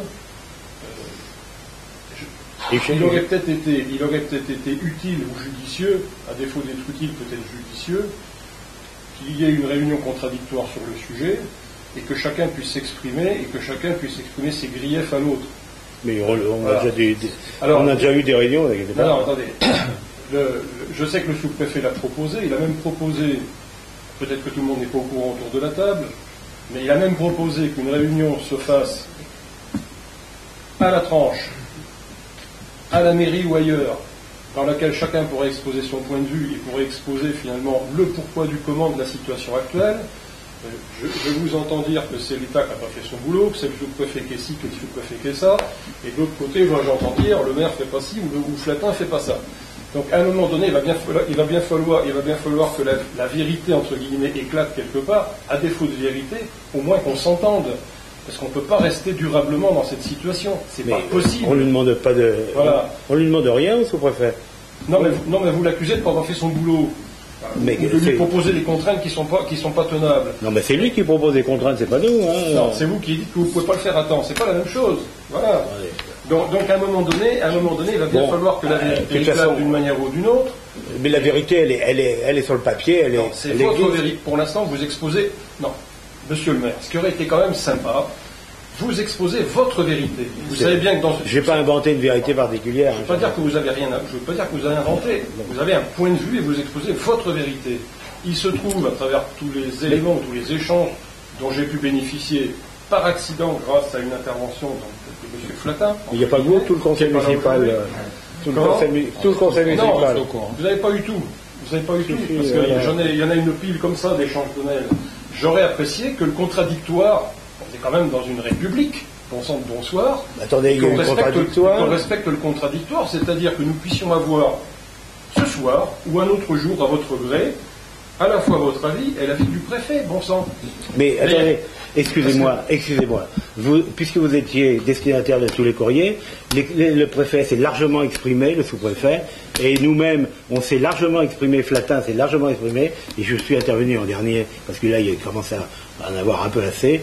Je peux vous dire que le sous-préfet, l'ensemble des maires de la Vendée littorale, là, à la casquette, c'est vrai. J'y suis pour rien, c'est que vous pouvez demander à tous, puisque vous êtes au courant. Mais c'est pas le mien. Demandez à tous les maires. Ce matin, il y avait une réunion encore à la sous-préfecture. Mais voilà, donc demandez au maire des Sables-d'Olonne, demandez au maire de Saint-Gilles-Croix-de-Vie, demandez au maire de tous les maires que vous avez au bord de mer, vous allez voir. Et au service de la DDTM également. Bon, je crois qu'il y a des moments, il faut savoir reconnaître que ce monsieur, il est entêté, et comme nous disent un certain nombre de représentants et responsables de la DDTM, c'est comme un chien méchant, il mord son os et il ne veut pas jamais lâcher. Donc voilà, il a décidé que c'était en juin, il veut que ça soit en juin. Pourquoi ? Simplement parce qu'il est comme nous, il sait très bien que c'est dangereux et que la sécurité c'est important. Évidemment, et qu'il sait très bien que je ne vais pas ouvrir. Et lui, qu'est-ce qu'il va avoir sur le dos ? Le président des campings, hein, pour un camping, il va y avoir, et il ne veut pas. C'est pour ça qu'il essaye. Voilà. Donc Mais on l'a proposé. La LPO ne le veut pas. Alors moi, nous, on n'est pas maître du jeu dans cette affaire. Hein, on subit. On n'a pas décidé que l'eau rentre dans la Belle Henriette. J'étais sympa. J'ai dit en 2015, on va construire une passerelle. C'est moi qui ai pris l'initiative de proposer ça. Hein, c'est vrai ou pas vrai? En 2015. Ouais. Donc. Devant la presse. Non, en 2015, c'est 2015. D'ailleurs, il le rappelle suffisamment. Albertini est venu là, en 2015. Oui. Donc, sauf que ce qu'il ne dit pas, et quand je le rappelle, il n'en parle plus. Et vous pouvez demander au responsable de la LPO qui est là, c'est lui qui est en charge de rédiger une partie du cahier des charges de la commission environnement où il y a un aéropage de 40 personnes, dont les écologistes, etc. Donc, le cahier des charges de gestion de la Belle Henriette devait être fait au 31 décembre 2015 avec la possibilité de faire une promenade en bois. Ce qui n'était pas le cas avant, on n'avait pas le droit. Donc, on ne pouvait pas la faire. Sauf que ils ont pris du retard, parce qu'ils avaient du retard, les écolos posaient des questions, enfin bref, il y a un tas de justifications qui ont fait... Il y a 2 réunions seulement par an, oui. Qui se passent un an, avec des gens qui viennent de partir. Donc effectivement, c'est très compliqué. Bon, ce que j'ai simplement retenu, c'est qu'on m'a accusé, moi, d'avoir coincé avec certains services. Je m'aperçois que mon successeur est couronné. Donc, enfin bref, ceci étant, ils ont approuvé cette convention avec un an de retard, et donc en 6 mois, nous on ne sait pas faire. Voilà. C'est tout. Voilà, on en est là. Nous on va la faire, on n'a pas dit qu'on la faisait pas, mais on ne peut pas la faire pour le 30 juin. Et donc s'il conditionne sa subvention DETR pour le 30 juin, on ne la fait pas. C'est clair et net, parce que on n'a pas, il n'y a aucune raison, puisque normalement la loi dit quand on a une DETR, on a 2 ans pour réaliser les travaux derrière. Ça, c'est la loi. Donc, je ne vois pas pourquoi lui nous impose 6 mois. Donc, voilà. D'ailleurs, on se pose la question de savoir si c'est légal d'imposer 6 mois. Pour être très clair. Ceci étant, on n'en est pas là sur l'aspect juridique, mais voilà. C'est ce que je vais poser comme question à un certain moment. Si elle sort le 15 juillet, ils vont nous supprimer la DETR parce qu'on aura 15 jours de retard. Donc, il n'a pas répondu non plus. Hein. Donc, il ne répond pas. Et maintenant, il a dit, on n'en parle plus, c'est classé, c'est classé. Hein, vous avez une copie. Donc, voilà. Donc, on classe le dossier et on attend. Voilà. On attend, on va voir. Comme on va recevoir l'avis de la DETR, l'avis favorable, puisqu'apparemment c'est favorable, on va savoir s'il met 30 juin ou pas 30 juin. S'il ne met pas 30 juin, le problème est classé. On va la faire, mais elle sera faite peut-être 15 juillet, fin juillet, 30 juillet, j'en sais rien. On n'est pas maître de tout ça. Hein, puisque derrière, il y a l'Europe. Et derrière, il y a toutes les décisions qu'on n'a pas encore, dont la nouvelle commission maritime. Hein. Le parc marin. Le parc marin, il n'a pas donné son feu vert encore. Voilà. Donc, on les questionne aussi pour savoir s'ils sont d'accord ou pas d'accord. Voilà. Et il faut aussi qu'on termine l'étude qui est commencée concernant l'impact sur les oiseaux, sur la faune, sur la flore, parce que ça va peut-être bouleverser la faune et la flore. Voilà. Donc tout ça, c'est très compliqué pour... voilà, dans le cadre d'une réserve nationale. Hein, voilà. Donc, on revient à nos moutons, parce qu'on n'a pas voté. Donc, il faut savoir si vous êtes d'accord qu'on demande la dérogation pour ne pas payer la taxe sur les AOT, sur lequel l'État est d'accord de ne pas nous faire payer, mais il faut qu'on délibère. Y a-t-il des votes contre? Des abstentions? Ok, merci. Quant à renouvellement de l'autorisation du droit de passage, M. Gauthier vient de parler, le parking du Chaumont, c'est tous les 2 ans. Oui, donc pour pouvoir accéder à son garage situé sur le parking du Chaumont, M. Jean-Luc Rousseau bénéficie d'une autorisation de passage sur le terrain communal, donc cadastré ZE 143, et ce depuis 1999. Cette autorisation est renouvelable tous les 2 ans. Donc c'est arrivé à terme fin 2016. Donc pour 2017 et 2018, M. Rousseau demande donc le renouvellement de cette autorisation. vu l'avis favorable de la commission d'urbanisme, il vous est proposé d'autoriser donc le passage de M. Rousseau sur le terrain communal pour pouvoir accéder à son parking et d'autoriser M. le maire à signer les documents correspondants. Y a-t-il des questions, des votes contre, des abstentions? Je vous remercie. Bon, le point 11, ça concerne l'exploitation du bar du restaurant du Pavillon de Loni. Vous avez vu que les travaux avancent normalement, ce sera ouvert dans les délais apparemment, 31 mai, on est totalement dans le calendrier prévu. Donc aujourd'hui, on passe au Conseil la convention que nous envisageons de signer avec le restaurateur qui va s'implanter. Donc c'est une convention, au début on avait dit qu'on ferait un bail commercial, mais en fait on ne peut pas, compte tenu du fait que c'est un bâtiment qui est sur le domaine public, il n'est pas dans le domaine privé, donc on ne peut pas faire de bail. Donc on est obligé de faire une AOT. Donc on fait une AOT, évidemment, c'est moins intéressant pour eux compte tenu du fait que c'est pas un bail commercial, ça ne se négocie pas de la même façon qu'un bail commercial. Donc on propose de leur faire une durée de 25 ans, une AOT de 25 ans, avec une ouverture minimum de 200 jours par an. Donc le local sera aménagé, c'est brut de décoffrage, d'ailleurs on leur a livré brut de décoffrage, ils sont en train de faire les travaux sur l'emplacement et sur l'extérieur. La redevance mensuelle, elle est de 900 € par mois, hors taxe, plus TVA, avec une révision au travers de l'indice des prix de la consommation, révision annuelle. Voilà, donc il y a les surfaces, vous avez donc au total il y a 30 mètres carrés de cuisine, il y a un bar-restaurant de 10 mètres carrés, il y a une salle de restaurant de intérieure 53 mètres, il y a une terrasse de 150 mètres extérieure, dont 54 mètres sous pergola, il y a 8 mètres carrés de sanitaire, voilà, il y a un local poubelle qui sera aménagé, conforme. Tout ça va être conforme aux lois concernant l'ouverture de restauration, cuisine aux normes, bâtiment aux normes et le restaurant aux normes. Voilà. Bon, ils ont d'ailleurs l'autorisation, ils ont eu l'accès en accessibilité sécurité. C'est déjà passé, c'est bon. Voilà. Donc, y a-t-il des questions concernant cette convention? C'est pas une question, c'est simplement une remarque, enfin, ou des remarques. Par rapport, moi j'ai souvenir d'un document dont on avait eu connaissance qui avait été remis aux gens susceptibles de candidater en tout début de procédure. Je crois même faut même me souvenir qu'à l'époque c'était le premier adjoint qui avait fait le facteur pour aller voir, le premier adjoint de l'époque qui avait fait le facteur pour aller voir les commerçants. Donc on avait pu récupérer une copie de ce document et c'était en quelque sorte le cahier des charges sur lequel les concurrents de l'époque ont répondu. Alors il se trouve que c'est pas tout à fait ce qui est proposé ici en termes de convention d'autorisation. C'est pas tout à fait la même chose. D'abord en termes de durée, puisqu'en fait on faisait allusion directement sur ce document à un bail commercial, pour autant que je m'en souvienne. Donc il n'était pas question de 25 ans.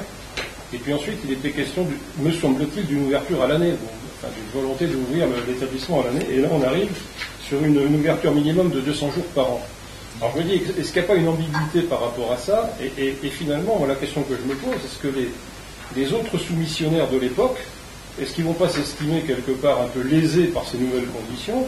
Et puis, indirectement, si ces conditions-là avaient été celles du cahier des charges, est-ce qu'ils auraient présenté le même dossier ou un dossier en clair, est-ce qu'il n'y a pas quelque part, j'allais dire, un défaut de mise en concurrence, un défaut entre guillemets, c'est pas, quand je dis défaut, un défaut de mise en concurrence, dès lors qu'on n'a pas les mêmes règles du jeu aujourd'hui que celles qu'on avait hier. Voilà, et est-ce qu'il s'agit à défaut d'être contraire aux règles, est-ce que vraiment on a une démarche équitable vis-à-vis des différents soumissionnaires? Il faut connaître que cette opération en OAT est moins... Et j'ai rien contre, encore une fois, c'est simplement une question que je me pose de situation équitable des uns par rapport aux autres. On va vous expliquer pourquoi c'est moins intéressant que ce qui avait été proposé à l'origine. C'est pour ça qu'on l'a augmenté à 25 ans, c'est que quelqu'un qui a une AOT, c'est pas un bail commercial qui peut céder. Donc c'est plutôt un handicap. Donc c'est pour ça qu'on a compensé cette possibilité de... Voilà, quand vous allez gérer un restaurant et que vous avez une AOT, vous ne pouvez pas le céder facilement que quand vous avez un bail commercial. Donc c'est pour ça qu'on a... Quant aux 200 jours, c'est nous qui avons demandé un minimum de 200 jours parce qu'ils vont être ouverts toute l'année sauf leur congé. Et donc, et sûrement dans la semaine, ils vont fermer 1 ou 2 jours. Évidemment, l'hiver, ils vont être fermés. D'après ce qu'ils ont dit, je crois que le lundi et le mardi, ils vont être fermés. Et ils seront ouverts du mercredi au dimanche. Voilà. Donc, on a globalement des minimum 200 jours d'ouverture. Mais l'objectif, c'est une ouverture à l'année, en dehors de leur congé, et en dehors des périodes d'hiver où ils seront un peu moins ouverts. Donc, on a vu avec eux, c'est au minimum 200 jours. Donc 200 jours, déjà, c'est pas mal. Si tous les restaurants pouvaient être ouverts 200 jours par an, ce serait bien. Voilà. D'autant plus qu'il faut savoir que 200 jours, c'est minimum, et il faut indiquer qu'à côté, il va y avoir 2 autres restaurants ouverts. Puisqu'il n'y en a pas qu'un, il y en a deux. Il y aura 2 concurrents, donc il y a intérêt à ouvrir. Voilà. Puisqu'il y a de l'autre côté, là, ils sont en train de faire des travaux qui sont plus ou moins arrêtés pour le moment, mais il y a un restaurant qui va être là. Et de l'autre côté, il y a une maison qui a été vendue, et ça va être un restaurant qui doit... Ça doit être converti en restaurant, la maison de M. Bourrin, Saint-Louis à la Rotonde. Donc ça veut dire que dans ce quartier, il va y avoir 3 restaurants. Donc il y aura nécessairement une concurrence, donc ça va les stimuler pour rester ouvert le plus longtemps possible. Voilà. Bon, donc effectivement, les données à l'époque n'étaient pas tout à fait celles-là. On avait prévu un bail commercial, mais nos services nous ont dit a posteriori qu'on ne pouvait pas faire de bail commercial parce qu'il était dans le domaine public et non pas dans le domaine privé. Donc, bon, voilà. On aurait mieux aimé le savoir plus tôt, mais bon, c'est comme ça. Mais il faut signaler aussi, M. Fardin, qu'à l'époque, quand on a attribuer ce local à ces gens-là. Tout le monde était sur la même base, dans le cahier des charges. Ce contrat-là n'existait pas. Tout le monde avait les mêmes éléments. On n'a pas changé pour favoriser un tel. Quand on fait une partie de football, on ne change pas les règles du jeu pendant la partie. Voilà. La partie où on est en train de signer la convention, c'est pas tout à fait la même chose. Non, mais elle est moins avantageuse. Au moment de l'attribution, c'était la même. Sportif, sauf que celle-ci est moins avantageuse que celle qui était offerte. Et les 25 ans, le cinéma, c'est une AOT, je me souviens. Oui, c'est une AOT. Oui, alors, c'est là où je dis on n'est pas forcément très cohérent. Le cinéma, j'avais fait à l'époque, je peux le dire, une AOT de 12 ans. Elle est toujours 12 ans. Vous l'avez ramenée à 8. Non, elle est toujours à 12 ans. Vous avez souhaité la ramener à 8? Non, on l'a laissé à 12. Ouais. On n'a jamais ramené à 8. Non, on a modifié au niveau de la redevance, c'est tout. Voilà. On a modifié les plafonds de la redevance. Voilà. Mais on l'a laissé à 12 ans. Enfin, moi, ça me paraît beaucoup. Enfin, bon, probablement que les études montrent qu'effectivement, comme il n'y a pas de capitalisation possible au niveau d'un fonds de commerce, on ne peut pas. En fait, 25 ans, c'est tout simplement, pour arriver à la retraite, il a dit voilà, après la retraite, il aura 65 ans dans 25 ans, pour tout vous dire. Il a demandé à ce que ce soit, qu'il ait la possibilité de l'exploiter jusqu'à sa retraite. C'est la date de 25 ans, il lié à ça seulement. S'il décide d'arrêter avant, ça se passe comment? Parce que c'est une AOT, ça fonctionne comme toutes les AOT. Exactement pareil que les. Ouais. Ça nous revient. Donc il n'a pas non plus de fonds de commerce. Non. Il n'a rien. Non, puisqu'il n'y a pas de bail commercial. Je pose la question. Non, il n'y a pas de bail commercial. Il est noté comme ceux qui ont 6 mois d'AOT. Les bagalos qui ont des restaurants, là, c'est pareil. Finalement, c'était pas si. Non. C'est moins intéressant que précédemment, bien sûr. C'est pour ça que c'est beaucoup plus pénalisant. Mais enfin, c'est vrai que les règles sont modifiées. Voilà. Donc on va voter peut-être. Y a-t-il des votes contre? Des abstentions? Ok, merci.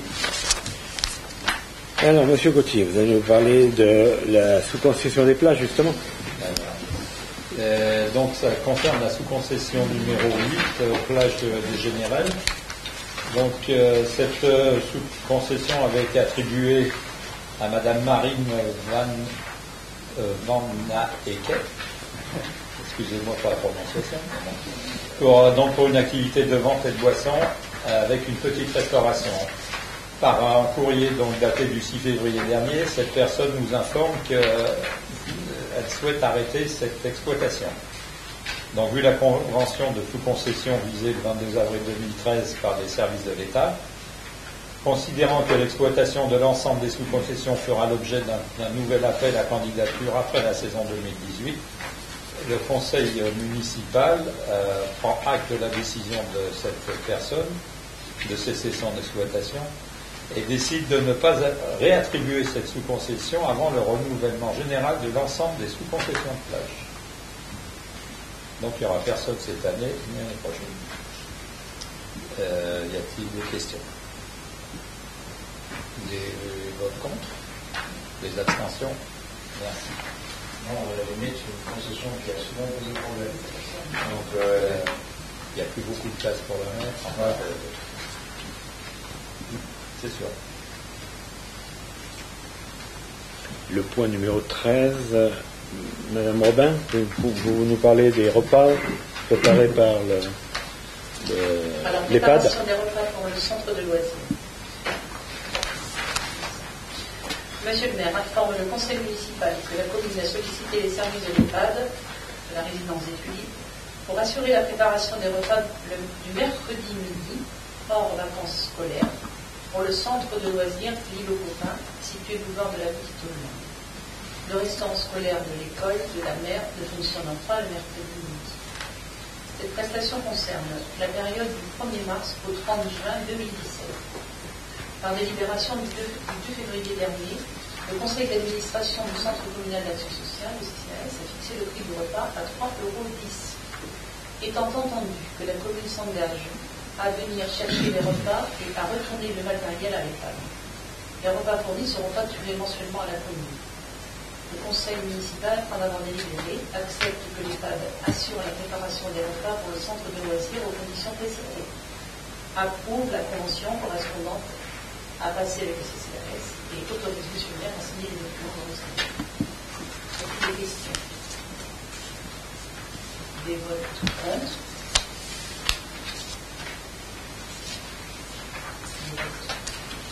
Des abstentions? Monsieur Lejeune, point numéro 15, concernant le dispositif qualité-commerce. Monsieur le maire rappelle le dispositif préférence commerce proposé par la Chambre de commerce et d'industrie de la Vendée, pour lequel le conseil municipal a accepté d'apporter son soutien pour le millésime 2015-2016. Ce dispositif a permis à près de 1000 entreprises commerciales vendéennes de valoriser la qualité de leur accueil et services apportés aux clients. Ce label est attribué pour 2 ans aux commerçants qui en font la demande, après validation des critères de référentiel qualité évalués par un audit ministère du point de vente. Aujourd'hui, il est proposé à la commune de renouveler son partenariat pour le millésime 2017-2018 sur ce dispositif et d'apporter son soutien aux entreprises locales désireuses de s'engager dans la démarche en prenant en charge 50% du montant des frais d'adhésion, soit 120 € hors taxe pour un commerce hors café-restaurant, restaurant et brasserie, 135 € hors taxe pour un café-restaurant, restaurant ou brasserie. Par ailleurs, une somme de 20 € hors taxe par an sera demandée aux entreprises afin de contribuer à la communication menée. En cas d'échec de l'audit, cette somme sera remboursée à l'entreprise. Considérant l'intérêt de soutenir cette démarche qualité pour les commerces et les services de la commune, le conseil municipal, après en avoir délibéré, décide de renouveler le partenariat pour le millésime 2017-2018 du dispositif préférence commerce. Approuve la convention correspondant à passer avec la Chambre de commerce et d'industrie de la Vendée. Autorise M. le maire à signer les documents correspondants. Juste pour information, on a vu 4 commerces qui avaient été récompensés. Il était au immobilier, classe J, la fromagerie Misotte, l'Institut des Belles, 5 et Nova et Poterie. Dans les 5 commerçants qui avaient été récompensés de cette entreprise. Est-ce qu'il y a des questions? Oui, à la suite de ça, parce que je gère cette affaire-là, il avait été proposé aux commerçants, à certains commerçants, des stages. Des dates avaient été fixées. Est-ce que. Non, il n'y a pas de suite. Enfin, non, il n'y a pas eu de candidat. Il n'y a pas eu de candidat. C'est simplement pour savoir. Alors, par rapport à ça, je dois dire que ça fait au moins, c'est Franck Manchelet qui avait mis ça en place. Ça fait au moins 6 ans au moins. Et ce sont globalement toujours les mêmes qui postulent et qui en bénéficient. C'est un peu dommage parce que effectivement la qualité du commerce passe aussi par l'accueil. Et bon, voilà. Donc, est-ce que ça, la question que je m'étais déjà posée, est-ce que ça valait vraiment le coup de continuer ou pas? Je suis favorable, je voterai pour, mais on peut s'interroger sur ça. Lorsqu'on a fait venir la chambre de commerce, c'était là, il y avait combien de commerçants? Il y avait très peu de commerçants. Ils ne sont pas très motivés. Ils ne sont pas motivés parce qu'ils pensent qu'ils accueillent convenablement leurs clients.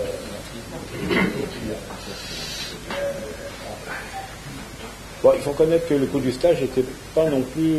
Non, pas terrible, pas bien présenté. Voilà. Et puis un peu cher. Voilà. Bon. C'est une question subsidiaire. Ok. Donc, y a-t-il des votes contre? Des abstentions? Merci. Donc le point numéro 15, c'est l'élection des membres du CCAS suite à la démission de Mme Rocard, qui est partie, comme vous le savez, on l'avait indiqué le mois dernier. Elle est partie comme médecin. Enfin, elle avait modifié son parcours médical. Et avant, elle exerçait à l'hôpital et maintenant elle exerce au travers de plusieurs EHPAD, dont celui de la Tranche depuis le mois de janvier. Donc, ce qui était normal, c'était incompatible avec la fonction d'élu. Donc, elle a démissionné. Donc, ce qui veut dire que la loi dit que dans ce cas-là, il faut revoter et réélire l'ensemble des représentants de la commune au sein du CCAS. Donc Mme Robin va nous présenter le texte concernant cette délibération. Alors, par délibération du 11 avril 2014, le conseil municipal a fixé à 8 le nombre de membres du CCAS, dont 4 membres élus par le conseil municipal et 4 membres nommés. Par cette même délibération, le conseil municipal a procédé nommé, non pas par nous, nommé par des associations. Nommé par des associations, il y a la DNR, la liste mais je voudrais les préciser. Alors, par cette même délibération, le conseil municipal a procédé à la désignation des membres élus. Monsieur le maire rappelle qu'en application de l'article R 123-8 du Code de l'action sociale des familles, cette élection se fait au scrutin de liste à la représentation proportionnelle au plus fort reste, sans panachage ni vote préférentiel. Le scrutin est secret. Une seule liste composée de Mme Robin, M. Etava, Mme Rocard et M. Boudon s'était portée candidate et avait donc été élue. Par courrier du 25 novembre 2016, Mme Rocard a présenté sa démission du conseiller municipal le 1er janvier 2017. L'article R 123-9 du Code de l'action sociale et des familles précise que les sièges laissés vacants par les conseillers municipaux sont pourvus dans l'ordre de la liste à laquelle appartiennent les intéressés. S'il ne reste aucun candidat, il est procédé au renouvellement de l'ensemble des administrateurs élus. Considérant qu'il ne reste plus de candidats sur la seule liste présentée, il convient de procéder à la désignation de l'ensemble des membres élus. Son candidat, donc moi-même, M. Etava, Jean-Pierre, M.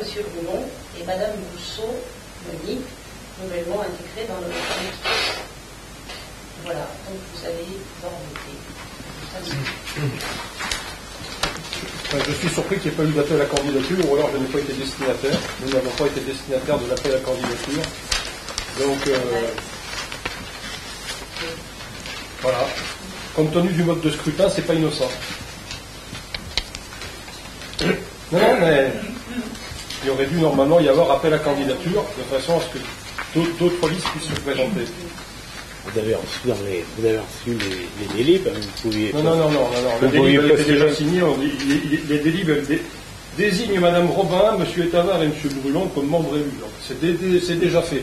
normalement, sur ce genre de choses, je suis désolé de le rappeler, Mais rien ne nous interdit. nécessité d'un appel à candidature. Rien ne nous interdit de faire une liste aujourd'hui. Hein. C'est pas. Non. C'est le principe. C'est dit. Le principe. Voilà. Je tenais à le signaler. Comme vous n'avez jamais postulé dans aucune commission, donc je pense que. C'est pas une raison. C'est pas une raison. Ah ben. Rien ne vous interdit. Vous en connaissez les raisons, monsieur le maire, et on ne va pas revenir là-dessus. Bon, très bien. Donc voilà. Mais aujourd'hui, je dis, on est dans une situation nouvelle. Je crois que nous avons été aussi assidus que bien d'autres à notre présence au Conseil. Et par conséquent, je trouve dommage qu'il n'y ait pas eu d'appel à candidature. C'est tout. La parenthèse est fermée. L'appel à candidature, vous l'avez compte tenu. La parenthèse est fermée. Rien ne vous interdit de postuler. Il n'est pas interdit. Il n'y a pas besoin de réfléchir pendant des jours, puisque la délit, vous l'avez reçue il y a 2 ou 3 jours. Ça ne se fait pas comme ça. Si, ça se fait comme ça. Non. Écoutez, moi je vois dans d'autres conseils, que ce soit à la communauté de communes ou ailleurs, c'est comme ça que ça fonctionne. À propos de communauté de communes, j'ai posé mes candidatures. Quand est-ce qu'on en a la réponse? Il y a la réponse, hein. Oui. Bon, c'est fait. Bon, mais c'est pas Donc ils en ont pris un par commission. Donc ils ont pris ceux de la majorité, sauf dans la commission de Monsieur Fardin a postulé, et Monsieur Fardin ils en ont pris 2, parce que c'est une commission économique, ils n'en avaient pas beaucoup apparemment. Parce que là, on est dans des commissions où il y a 35, 40 personnes. Au début, il l'avait limité à 15, mais compte tenu du fait des demandes, ils en ont pris un par commune. Sauf la commission économique où il n'y avait pas grand monde, donc ils ont pris tout le monde, tous ceux qui ont postulé. Donc M. Chardin fait partie de la commission économique avec M. Flatin. Je suis heureux de l'apprendre ce soir. Voilà. J'aurais plaisir, j'aurais plaisir à être avec M. Flatin. Et c'est pas moi, et c'est pas c'est pas à nous de. C'est à la Comcom. C'est moi proche. Je dis simplement. Normalement, ils doivent prévenir. Vous avez convoqué dans les commissions. Hein. Voilà. Donc, non, on a présenté, mais bon, voilà, il n'y a pas. D'autant plus que moi, on n'était même pas là. Hein. Toi, tu étais, moi, j'étais pas là. Il n'y a pas eu de vote quand la liste était présentée, si tu veux, on ne demandait pas de voter pour cette liste-là. Il t'impose la liste. C'était pas un vote, hein? Non, c'était pas un vote. J'ai compris, j'ai lu les trucs de la. C'est eux qui ont décidé hein, dans la Comcom. Oui. Il y avait un article dans le journal, mais il n'y avait pas les autres. Il n'y avait pas les autres. Voilà, donc c'est eux. Et là aussi, normalement, ils auraient dû voter, ils n'ont pas voté. Hein. Non, ils ont imposé. Ouais. Donc il n'y a pas que la commune qui n'est pas démocratique. Et la Comcom, c'est pareil. Oui. Oui.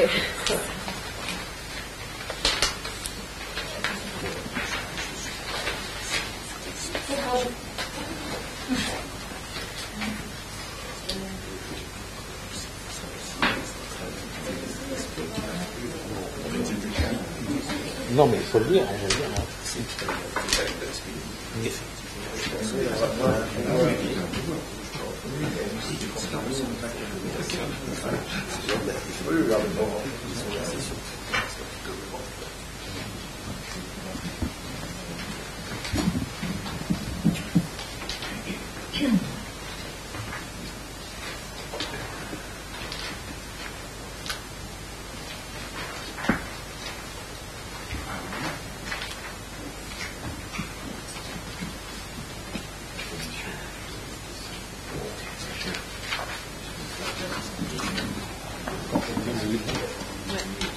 C'est quoi, il y en a 22.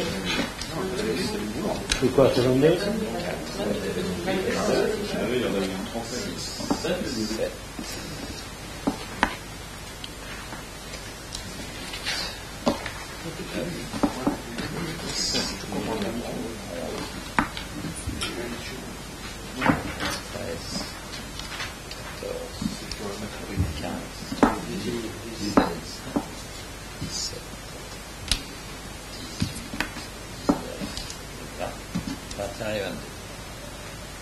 En gros, il va. Donc liste complète. Liste complète. Liste complète. 3, 4, 5, 6, 7, 8, 9, 10, un bulletin blanc, 11, 12, 13, 14, 15, 16, 17, 18, 19, 20 et un deuxième bulletin blanc.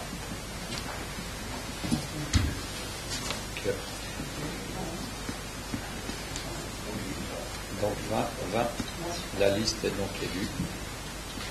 La majorité. Ok, donc c'est bon. Donc le point numéro 16, M. Gauthier, le CIDEV, le programme annuel de rénovation des éclairages publics. Alors, oui, donc dans le cadre de l'exercice de sa compétence éclairage, le CIDEV souhaite réduire les délais de gestion des dossiers de rénovation. Il propose donc, outre la réduction des délais d'études et de la construction d'un stock de matériel, que notre collectivité définisse une enveloppe budgétaire annuelle qui sera attribuée aux travaux de rénovation du parc d'éclairage. Cette enveloppe budgétaire doit permettre au CIDEV de commander les travaux de rénovation dans le cadre d'une convention unique de rénovation. Donc, suite à une évaluation des besoins de notre collectivité établie sur la base de l'année précédente et sur la base de la rénovation à programmer, suite à une enquête de besoins, il est nécessaire de fixer le montant de l'enveloppe budgétaire annuelle dédiée à cette rénovation à hauteur de 40 000 €.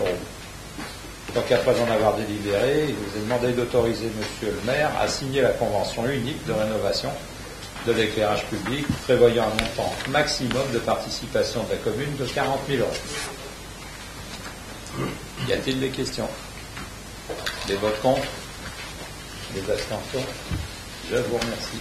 40 000 €, c'est la participation de la commune. Le total, c'est 96 000 € TTC, 80 000 € hors taxe.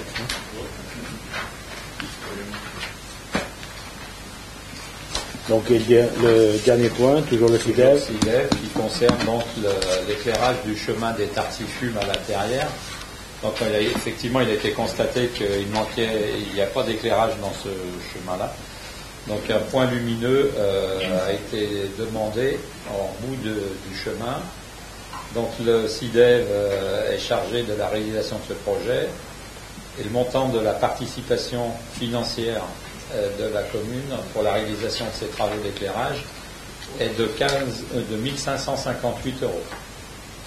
Donc après en avoir délibéré, nous vous demandons d'approuver les propositions du CIDEV pour la réalisation de cet éclairage et d'accepter la participation de la commune à hauteur de 1 558 € et d'autoriser le maire à signer les documents correspondants. Y a-t-il des questions? Des votes contre? Des abstentions? Je vous remercie.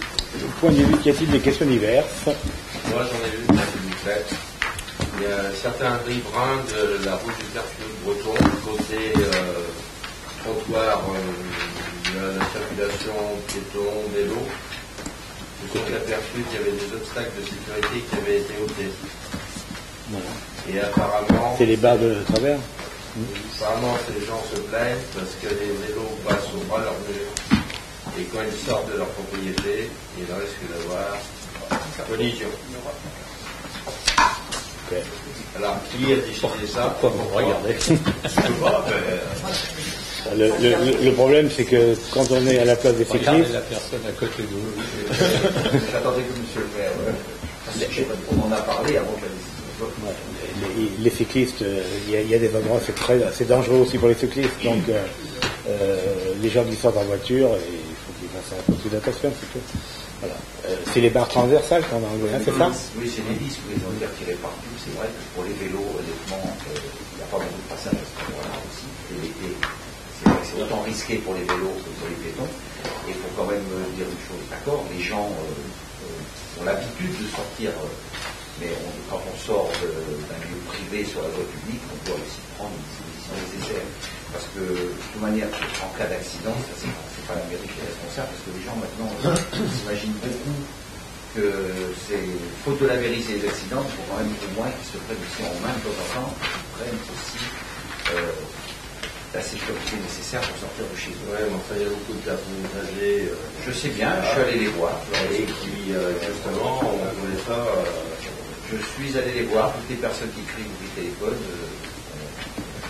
je vais voir. Voilà. Alors, effectivement, chacun défend sa paroisse. Évidemment, les gens qui ont des maisons là, trouvent ça, c'est une nuisance, et les gens qui passent en vélo trouvent ça génial qu'on ait enlevé les. Voilà, donc, c'est du site partagé, donc il va être partagé pour tout le monde. Pour tout le monde. C'est une application de la loi. Que de la route, et même les assurances, en cas d'accident, de toute manière, les assurances, ils rejettent toujours la faute sur les automobilistes. Oui, non, mais les gens ne parlent pas de leur sortie de véhicule, ils parlent justement quand ils sortent. Oui, quand ils sortent, ils sortent en tant que piéton ou en tant que cycliste. Quand ils sortent en tant que piéton, ils vont que pour eux. Ah oui. Jusqu'à maintenant, j'ai vu que des riverains qui sont pleins pour sortir. J'ai jamais eu un cycliste ou un piéton. Voilà. Ah oui, mais pour la porte, c'est pareil. Il y a des maisons où il y a des endroits où il y a des problèmes de marche. Et quand ils sortent, le fait qu'ils veulent sortir dans la rue, ils ont un hop. Non, c'est pas dans la rue là. Non, c'est sur le site partagé. C'est sur le site. Non, j'ai pas bien compris l'intervention. Ce sont des piétons et des cyclistes qui se perdent. Non, les propriétaires. Les propriétaires qui sortent de leur propriété à pied ou à vélo. C'est quand ils sortent en voiture, ils risquent rien. Oui.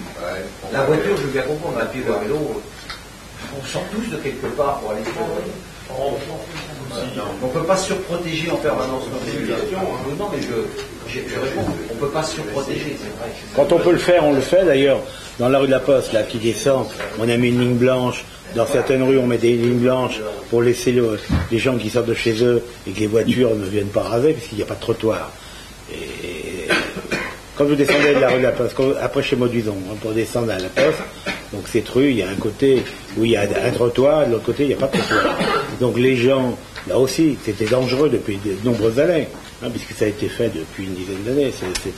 Donc là, on a trouvé une solution médiane, on a fait une ligne blanche qui fait que les voitures ne rasent pas trop les murs, et donc les gens peuvent sortir, ils ont l'impression de sortir. On l'a fait également au Anatole France, là, il n'y a pas très longtemps.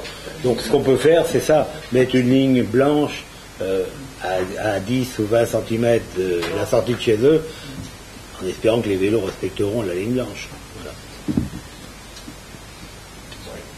Ça ne peut que rassurer les esprits, mais il n'y a rien de légal. Mais ça peut apporter un confort dans l'esprit. Le problème de toutes ces rues, c'est qu'elles n'ont pas les dimensions idéales pour pouvoir faire une rue suffisamment large pour avoir deux véhicules qui se croisent, des piétons où il faut 1,40 m, parce qu'il y a des normes, et une piste cyclable où il faut 1,40 m. Donc ça peut être qu'un site partagé de 1,40 m pour les piétons et les cyclistes. Sinon, il faudrait revoir complètement l'urbanisme de la commune et raser des maisons et élargir la voirie. Mais ce n'est pas le cas, ce ne sera jamais le cas, c'est impossible. Voilà. Donc on fait avec les moyens du bord. C'est de la mojette à Bélanger, avec de lisse, des gens. Non, mais je la raconte. Voilà.